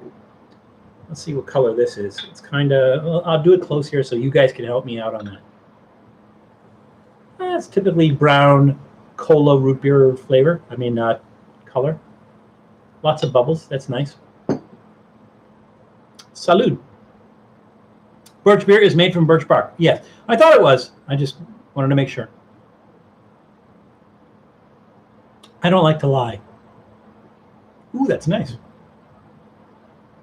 It's like a mellow root beer. It's not as medicinal as root beer. You need to try Tepachito. It's a Mexican craft pineapple cider. I would love to. Where do I get that? I'm gonna have to check that out. Is it a hard cider or not or non-alcoholic cider? That sounds amazing, though. Pineapple cider. This is non-alcoholic. Oh, okay. I'll look for that. I mean, if it's Mexican, I don't see why I wouldn't be able to get it in the LA area. Damn, that's good. It's smoother, it's lighter, not as spicy, I guess is the word, as root beer. but not candy-like either. And just sweet. I'm going to give that a big thumbs up. We're 2 for 3 right now. Maybe we'll be 3 for 3. We'll see. All right. Reading Draft Birch Beer. If you get a chance to get this. Again, all the sodas that we're trying today were from Rocket Fizz, if there's one in your area. If not, I'm not sure. This is made in Pennsylvania, so I imagine you can get this on the East Coast, just not at Rocket Fizz, because I don't think there's any Rocket Fizz on the East Coast. All right, it is time for another snack. We're going to keep this thing moving. So we got just a little over a half an hour left. Yeah, I was asking Stoner the same thing, but Amy, I think we just have to look around. I'm sure we'll be able to find it. At least we know, we know the. Well, is Tepachito what it's called, or is that the brand name? I get this Clark Kent thing happening here. If it doesn't bother you, it doesn't bother me. Had a beer last night. It made my entire face pucker at the tail end of the can. Modelo Limon y Sal, or lime with salt. I imagine it would. So it already had the lemon in it, or lime in it. It's kind of weird.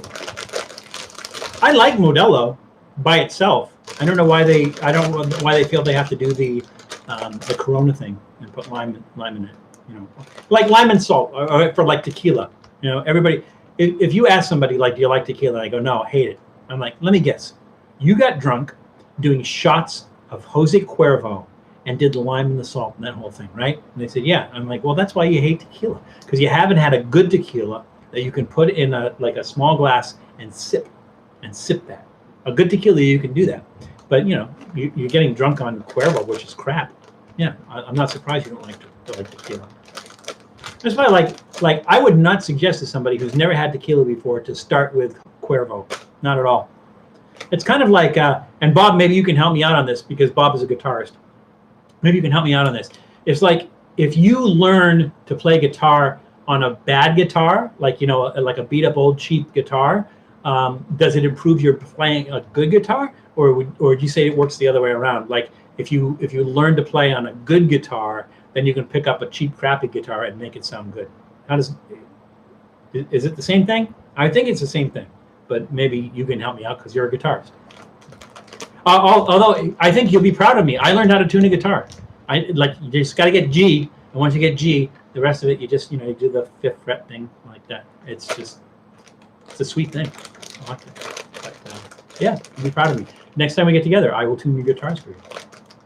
As long as you give me a G. So I don't know my A from my E. Jose Cuervo's tequila, what Taco Bell is Mexican food. Absolutely right, Stoner Kitchen. Absolutely 100% correct. Jesse's agreed, it had to be tried. All right, I love when we talk together. All right, so we are now going to do the combos. And again, these are, correct me if I'm wrong, but combos, they do it like a peanut butter one, I think, right? It's like a pretzel with peanut butter inside them, I think, combos. But this one is pizzeria baked pretzel. So apparently the thing they stuff in the middle of this, it's in the middle of the hollow pretzel. It's supposed to be maybe taste like pizza. We'll see. I tried the combos after Matt mentioned it so much. Love them, but can't eat too many because of my braces. Yeah, well, maybe we shouldn't eat too many of anything, right? Like, snack on stuff. Try a few. I don't know. We'll see. I'm going to end up with like 4 snacks here.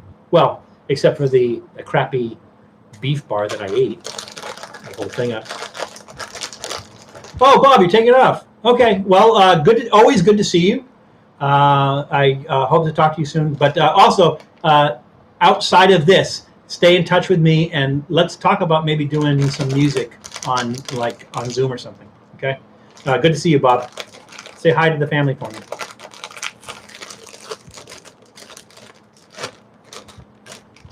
All right, here we go. They smell like, when you go to like Domino's Pizza and they give you those little packets of grated cheese. You know what that grated cheese smells like? That's what these smell like.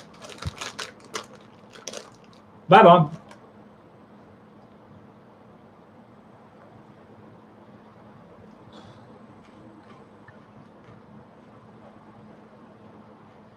They're dry as hell.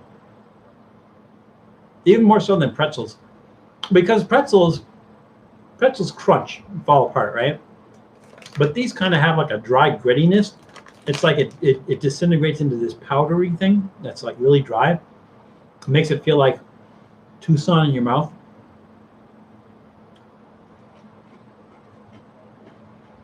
I'm not getting pizza.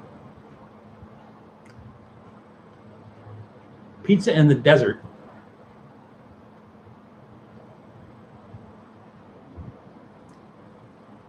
I love pretzels. Pretzels is one of my favorite snacks.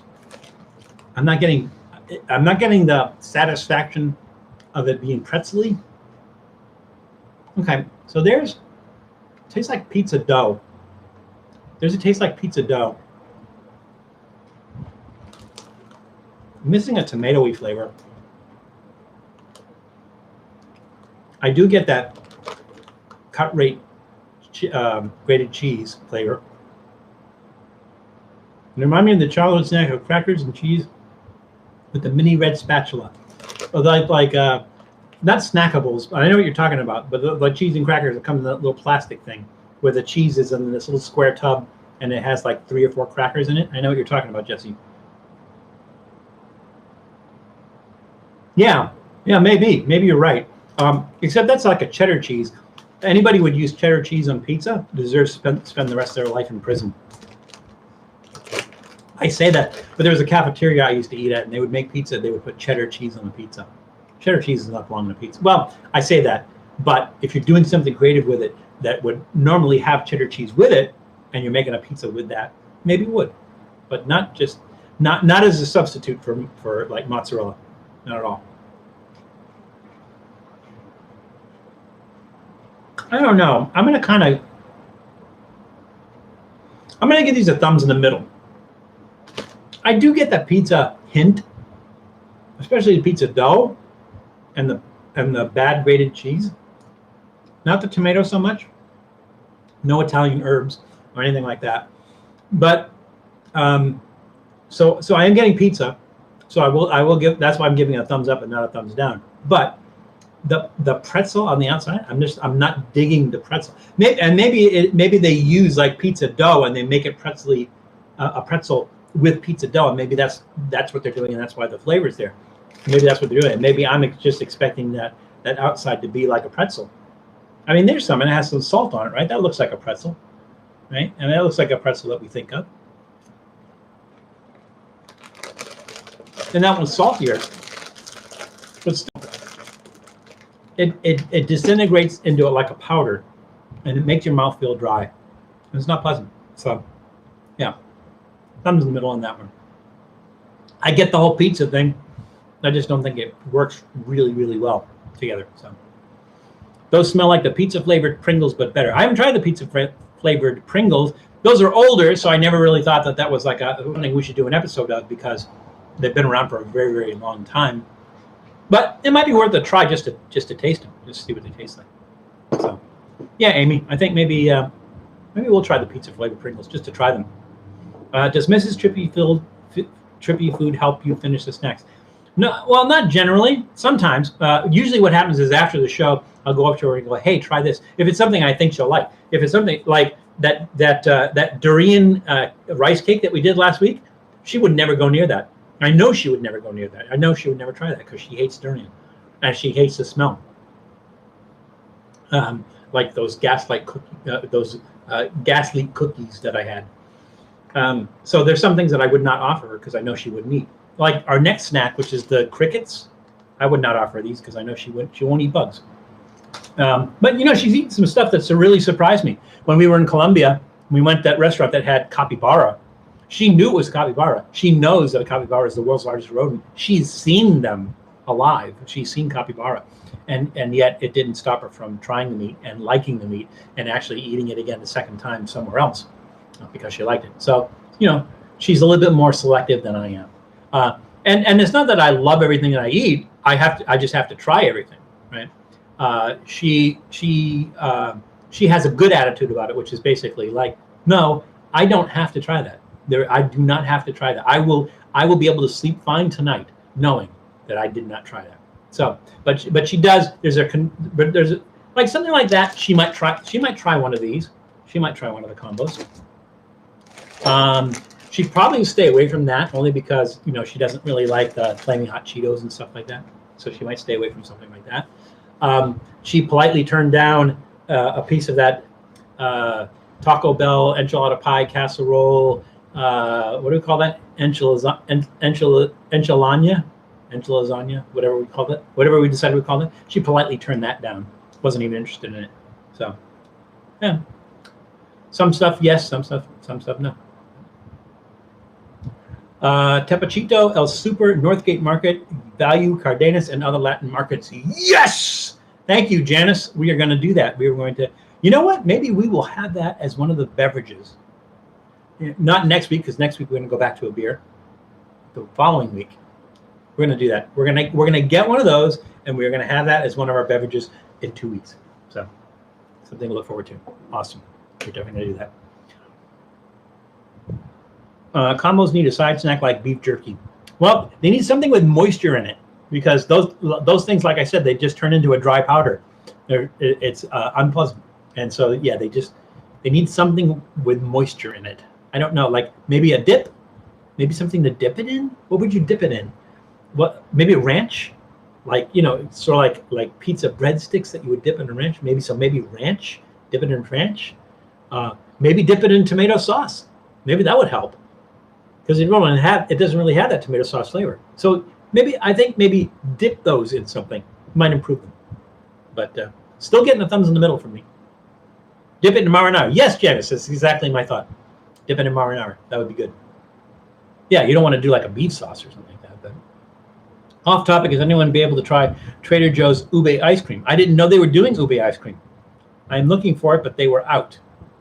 They do run out of stuff on time. Like there's Sonoma Brinery makes these really good pickles, really fresh pickles with a crisp snap to them. They're really good, and it's brined, so it's like in salt rather than in vinegar. I really like those, but they run out of those sometimes, and they don't have them. One of the other things is those wraps that I think it's like the rainbow wrap or the Caesar wrap or something like that. Those they don't have on a regular basis, or sometimes don't have. So yeah, I would check that out though, Amy. I will see if they have that, and maybe we'll do that as a snack on the show. So, but I would definitely like to try. The thing is, Amy, I don't remember if you said you were in the LA area or Southern California area, but I know I've seen ube ice cream at Hawaii Supermarket. If you go to an Asian market or a place, especially has a place that has like Filipino foods and everything, you should be able to find an ube ice cream there. Just not Trader Joe's brand, but I bet you'll find ube ice cream there. They have corn ice cream, cheese ice cream, things along those lines. And my favorite, the durian pops, which I really like. All right, time's a wasting. So we did 3 snacks. We're due for our third and final beverage, which is the Lester Fixins mustard flavored soda. I'm not particularly looking forward to this. Not because it's mustard flavored, because remember we did the episode at Cool House where we did their French's mustard flavored ice cream, which was actually pretty good, which is surprisingly good. I'm in the Inland Empire. My family are all in LA. How far from Inland Empire is like San Gabriel Valley? Or San Gabriel? Is that really far from you? Because if not, then I would suggest you could go to Hawaii Supermarket, which is in San Gabriel. They will definitely have ube ice cream. They just won't have the Trader Joe's ube ice cream. But in this weather, by the time you get it home, it'll be all melted. But maybe you could just sit there and eat it in the parking lot, or bring a cooler with you. You could do that. I'm gonna rinse some of that combos out. That is an excellent question. Would this pair well with a hot dog? So here's why I'm a little bit nervous about Lester Fixins mustard flavored soda, is that a lot of the Lester Fixins things that it says it's something flavored doesn't really have that flavor. That flavor's kind of missing. But I'm going to keep an open mind about it. Like I said, we had mustard flavored ice cream. We tried to get mustard flavored beer. So why not? We'll try mustard flavored soda and see what's going on with that. So how bad could it be? Yeah, I know. You don't have to answer that. Some of Lester Fixins sodas are vile. Yeah, and even the ones that aren't really supposed to be vile. Like you would automatically assume that ranch dressing flavored soda would be vile, right? You just automatically assume that. It's ranch dressing flavored soda. It has sugar in it. It has carbonation in it. It's watered. You know, it's like, yeah, you would assume that that's going to be vile. But some of the other stuff like peanut butter and jelly ice cream, peanut butter and jelly soda, it might not be that bad, right? But just a lot of the flavors just don't hit the mark. And so it just makes for a kind of a nasty soda. That's the scariest soda flavor I've seen. Well, I don't know. Is it the scariest flavor I've seen? Well, I've seen some that are scary by name. So there's one that's I think it's called McFuddy's Pepper Elixir, I think is what it's called, and it is a sort of like a cola that is black pepper flavored, and it sounds scary, but it's actually really delicious, really really good. One of my favorite sodas. So some of the things sound scary and actually turn out to be not bad at all. Mustard taste makes me gag. Well, I would recommend you don't try this then. So it smells like mustard. It definitely smells like mustard. I want a soda stream to experiment. I was thinking of like trying. Can you use a soda stream to carbonate coffee? Can you do that? I would like to do that, but I don't know that you can do that. I think you have to do the carbonated water, and then you have to add some sort of syrup to it. I don't know if it would work with like coffee. I don't know if that would work. Anyone know? Soda stream? I don't have a lot of experience with soda stream. I saw LA Beast drink a bunch of ranch soda. It was scary. Yeah, we might have tried it. I'll have to go back and see because we've done a lot of Top of the Pops episodes, and I know we've done some Lester Fixin ones before. I just can't remember which ones they were. So I don't remember if we did the ranch soda one. It even looks nasty. Just reduce the coffee, like water the coffee down, maybe. What would that be?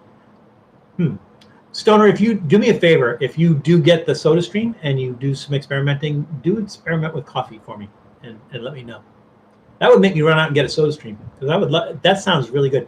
There's I think it's called Manhattan Bottling Company that does an espresso soda, which is basically a coffee flavored soda. It's really good. But if you're making it yourself, I don't know. Reduce it as boil it down and concentrate. Well, but you're not concentrating wouldn't work as well. I don't think concentrating will work as well. I think you want it to be more watered down, but you don't want to water it down so much that you lose the coffee flavor, right? So I don't know. I honestly don't know. You have a soda stream. Janice, if you feel like experimenting with coffee with your soda stream, then the next time we all get together, maybe you can tell us if you came up with anything that works. Maybe not. We'll see. All right. Bottoms up. Let's see. We have our Hawaii shot glass left, which is nice because now we have this bright yellow color that you can already see the color of in that clear glass that you can see the color of.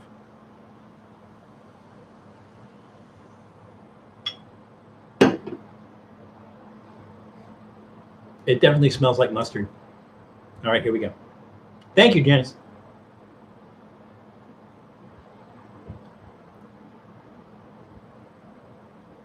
It smells more like mustard than it tastes like mustard. Mustard has that tang, because it's spice. And it's hard to tell if the smell is affecting the taste. I'm getting a lot of sweetness. I'm not really getting that mustard taste though. I mean, mustard ice cream was unmistakably there. Well, it didn't help that I squirted mustard on the top of it and used it as a condiment. Just put the concentrate in the glass and add the carbonated water like old-time soda.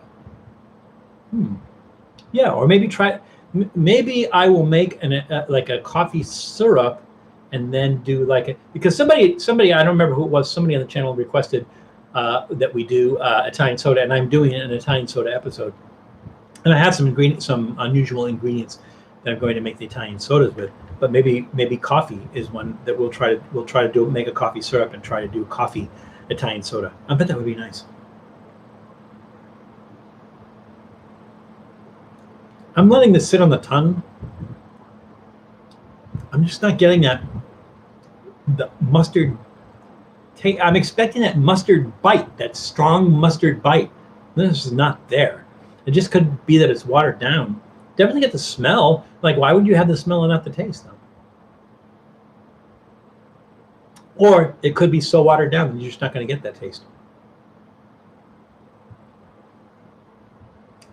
I'm not getting it. All right, so I'm going to give this a thumbs in the middle. I would have given it a thumbs down, but it has the mustard smell, which is kind of nice, right? Has a mustard color and everything. But, like, where's the mustard taste? It's really, really lean on the taste, and so that's why it's going to get thumbs in the middle for me. You know, I had higher hopes for it, but I was disappointed. So we tried the 3 sodas. Here's what we're going to do. I have my handy dandy LA Food Fest glass. Well, technically it's plastic, but it's a glass, right? My LA Food Fest glass. And LA Food Fest was one of my favorite food festivals in the LA area. I loved the LA Food Fest. This past year, 2019, they did their final 10th one, and it was nice. It was great. But we did an episode on it, so if you go back to last year, you can find the episode that we did at the LA Food Fest. It was a good time and a good send out for them. But I got the glass, the LA Food Fest glass, and we're going to take the LA Food Fest glass and we're going to mix our sodas together and see what happens. They're all very strong. Well, the mustard isn't a strong taste, but you never know. It might come out in the in there. So we're going to do our Hank's pumpkin spice soda. There's a lot of like really intense flavors here.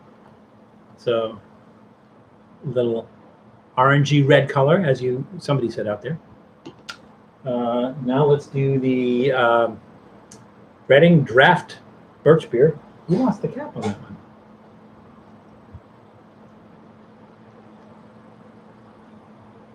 That darkened it up. Have you ate at Roy Choi's food truck? If you're talking about Kogi, yeah, I ate at that pretty early on. It's like it's kind of old hat now. A lot of people, unless he has a new one, but I think you're talking. Kogi has always been his food truck. I don't know if there's another one, if he has another one, but I have eaten at Kogi. It's okay. It's all right. It's Korean Mexican fusion, so it's like Korean tacos. It's okay. Maybe not the big deal that it's made out to be, but the really big deal about Kogi was that Roy Choi was one of the first people to successfully use social media to promote the food truck. So if you watch the movie Chef, Roy Choi was a consultant for that movie, and basically the whole idea of using social media to promote the food truck was directly a result of what Roy Choi did for the Kogi truck. And so he would tweet, "Hey, we're going to be at such and such a location that have 2-hour lines." And so that was like the big thing for food trucks, is when he did that. And he was like the grandfather of food trucks, because then it's not like there were no food trucks before Roy Choi, before he did Kogi, but the whole Kogi thing really escalated the whole food truck scene because of people using social media to promote their food trucks. I have arrived. Steve, were you not here earlier? Why do I thought you were going somewhere. Yeah, that's right. You were driving to, where was it you were driving to? That seemed like so long ago. I love that movie. Chef was a good movie. Yeah. And it's hard. I don't want to ruin it for anybody, but it's hard. It's you don't always pick up that he's being manipulated, in a nice way. That he's being manipulated. So you don't necessarily pick up on that. But welcome back, Steve. And now the mustard. That is a weird purpley color. All right, so here's what we're going to do. I'm going to sip this and see what it tastes like together, and then we're going to chug it. Let's see what flavors come through. The birch beer. The birch beer is the strongest flavor there. Really the strongest flavor there. Yeah, the mustard smell's gone, Jesse. It's not there anymore. And there never really was any mustard flavor, so we're not getting a mustard flavor from that. Maybe like a slight tanginess, but not really mustard flavor, which might be a good thing. Let's take one more sip.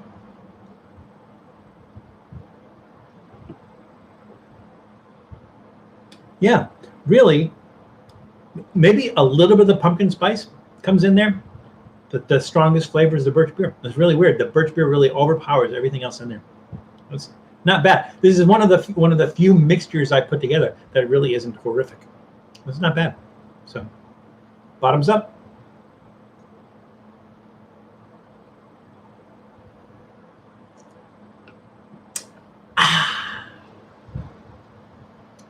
Not a bad drink when it's 280 degrees out, Fahrenheit. All right, done that, did that. Now, so we did the last of our beverages. Now it is time for our last snack, which is the XO whole roasted crickets sriracha flavor. We do crickets all the time, but oh, something else I forgot to mention. So one of the things, when I lived in the Portland area, one of the things that I loved and I almost never missed was the PDX Adult Soapbox Derby. Now, for any of those who don't know what this is, a soapbox derby is basically, it's typically something you'd see kids do, and they would take like old crates, wooden crates, and mount them on bicycle frames or something along those lines, and kind of make their own carts, right? And they would race downhill on those carts. Well, what the PDX Adult Soapbox Derby does is just picture adults with a lot of cash on hand building their own carts. And so a lot of these are really, really elaborate. A lot of these are like $25,000 that they're sinking into these carts. Some of them are just like kind of thrown together with cardboard and stuff, and then other ones are like using spray foam and metal tubing and other things like. The only requirement is it has to be human powered. They cannot, or some of them use gravity, and some of them use pedal power, but it has to be completely human powered. I haven't seen any use wind power. That would be just crazy. but it is an amazing, fun event because they have hay bales, just like in a real race. They have the hay bales set up alongside the race, and they do this at Mount Tabor, which is an extinct volcano in the Portland area. And they go up to the top of the hill, and the road that goes up to the top of the hill is kind of like winds around the mountain, and that's where the race takes place. The race takes place on that road that goes up the mountain, and the crashes are spectacular, but really people don't get hurt too much. But it's just an amazing day. They have food trucks there. It's a great day. So this year, where a lot of other events were canceled this year, the PDX Adult Soapbox Derby took it to a different level, right? So they didn't want to cancel completely, but they also couldn't have an outdoor event where you had a lot of people in close proximity and everything. Some of them who probably would refuse to wear a mask, and they didn't want to cancel the Adult Soapbox Derby, so they transformed it. I'll send you a link to their website, and I don't know if it's still going on right now, but today is the day of the race. So what they did was they changed it this year only to the PDX All Ages Shoebox Derby. And so what they did was some of the volunteers got together and they built a replica of Mount Tabor, the extinct volcano. They built a replica, 15-foot tall replica of Mount Tabor. And what they did was they had people register their cars and then send the cars into them. And then the volunteers would let the cars go at the top of the 15-foot tall Mount Tabor. Again, it's called Shoebox Derby as opposed to Soapbox Derby because they're going to be really small cars, and then the whole thing is going to be broadcast, right? So they figured out a way to keep doing the event, even though it's not going to be like full-size cars, people in it, spectators and stuff like that. They're still doing it as an event where cars will be, people will send their entry in, people will be racing down the hill, and it'll be televised. And then they also had this deal where you could go to certain food vendors around the city and get takeout from those food vendors that would normally be people who would be selling food at the event. So I think it's a nice way of making sure that events still happen, sort of like the county and state fairs did with the food thing. So you drive through on a location of where the state fair would be or the county fair would be, and you can buy food that would have been at the state fair and from the luxury of your car. So this, I just think it was just a cool thing that they just didn't cancel the event this year. They just made it like an indoor thing where volunteers would race the cars down the 15-foot hill, the little cars and everything. It's kind of a cool thing. So if you get a chance, go. We did.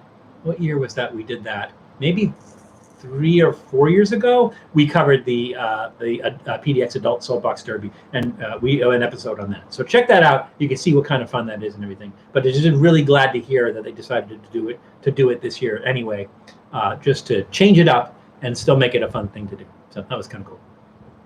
If you ever make it out to Anchorage, check out Yeti Dogs. Lots of exotic selections. Hot dogs, I imagine you're talking about, right? Yeti being Sasquatch or the Abominable Snowman or Bigfoot, whatever whatever name he goes by.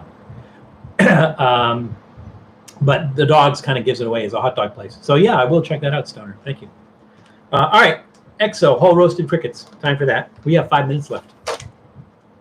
So either we're pacing this really, really well, and we're doing really well on time, or we're just lucky. So we're going to try crickets. Now, you guys know I like bugs. There are very few insect treats that I don't like. I don't like bondegi, which is the silkworm pupa. But I do like. It has a weird smoky taste. It has a buggy taste. I mean, smell. I'm sorry, smell. It has a buggy smell. I can't say it smells like sriracha, but it smells like something burnt. It smells like there's something burnt in there. Kind of strange. Now again, take a look at these. The legs have been removed for a more pleasant experience, so you're not flossing and trying to get those cricket legs out of your teeth. So here we go with EXO whole roasted crickets, sriracha flavor. Sriracha flavor. Crunchy. They have a texture a little bit crunchier than Rice Krispies. And you still get that shell. Oh, there's a nice heat, and it builds. I didn't think sriracha was that hot, but that is. The shell kind of turns kind of gritty when you eat a handful of those. I'm not sure I'm getting a lot of sriracha flavor. And I'm getting a sriracha burn though. I still get that savory smokiness from the crickets, which I like. So I just like regular roasted crickets with really without any flavors on them, because it really has that nice kind of smoky, bacony, crispy kind of flavor on it. They're really good in like tacos. If you want to put them in tacos.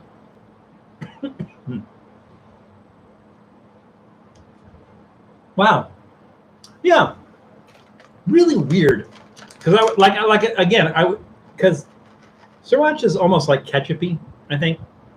So it's really kind of weird. These they have a sriracha bite. They don't have a so much sriracha flavor. They do have cricket flavor, which is really good. So I'm going to give these a thumbs up. I like these.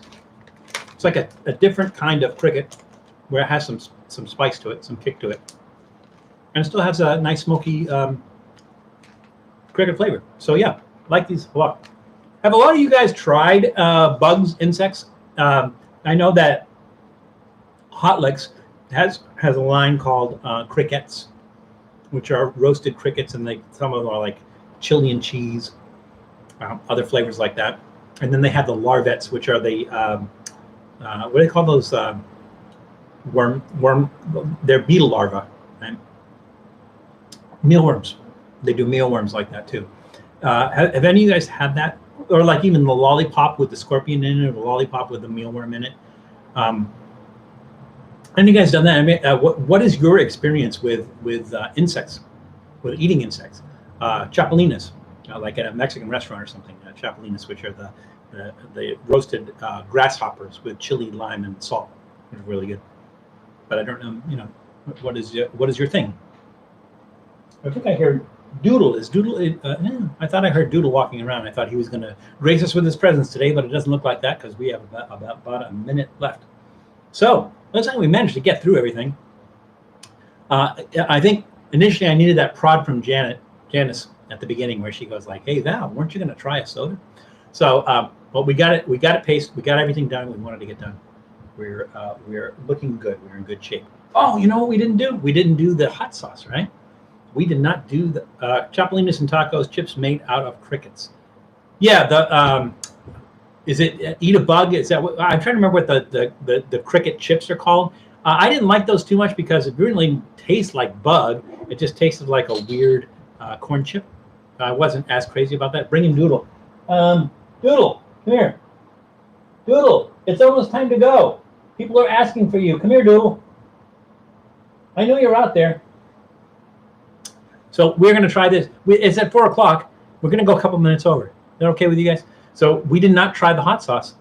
And yeah, we want a Doodle cameo. So and you guys could call for him, but he won't hear you because there's no audio there. But Doodle, come here, Doodle. Everyone wants to see you. They don't want to see me. They want to see you. This is Fat Cat's surprisingly mild Guajillo ghost. And so this is the conundrum is surprisingly mild ghost, a mild ghost pepper. Didn't make any sense whatsoever. So we're gonna let's put this on the combos because those weren't overwhelming. They didn't have like an overwhelming heat or taste on it that would take away from that. Doodle, oh doodle, doodle, doodle, doodle. We'll have to come up with a doodle call, something that works. Either that or he's ignoring me. Maybe you can see his little bed. Yeah, and right there.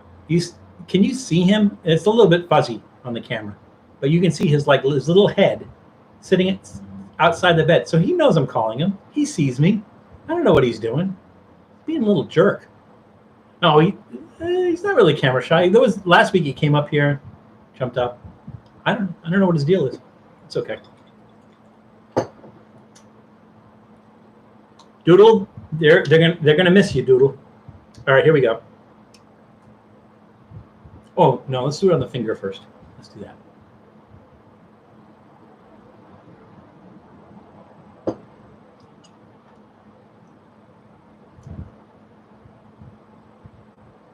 That's an unusual taste. It tastes like a roasted pepper, but like a roasted bell pepper. There's like no burn. How can they call this a ghost pepper? There's no burn. They didn't have enough. Huh. I should have used Fat Dog hot sauce. This is weird. It has almost you're gonna laugh. It almost tastes like A1 steak sauce. And there's like a little there's a vinegary bite to it. It tastes like a watered down A1 steak sauce. I'm not lying to you. There's no burn. It's a little bit of a burn, a tiny little bit of a burn. It has no right whatsoever to call itself ghost. It's it's weird. And like I said, the other flavors, it tastes like somebody used Worcestershire sauce to water down A1 sauce. Weird stuff, man. Weird stuff. Let's see what it tastes like on something.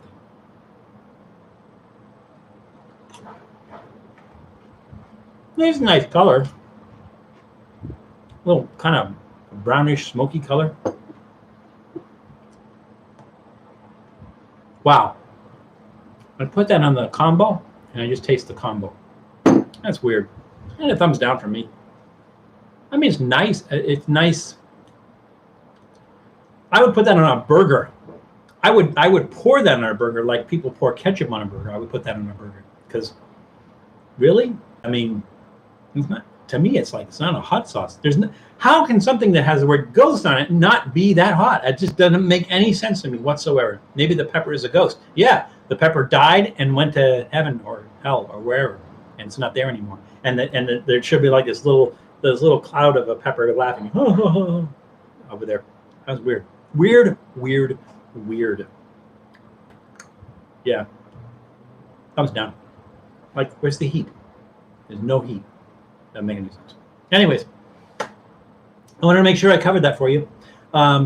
We will be back next week. Hopefully, I'll have a better situation with my hair because it's kind of like going everywhere. Really driving me nuts. It's getting longer. Look at this thing happening in the back here. COVID, man. I've not been to a barbershop. But anyways, another good episode. Always glad to see you guys. Familiar faces and some new faces, and hopefully those new faces will be familiar faces next time. This is the highlight of my week. I tell you that, and I'm sincere about that. Love doing this. Love interacting with you guys. It's the highlight of my week. Remember that it is crazy out there. So take care of yourselves, take care of others, and we will catch you on the flip side.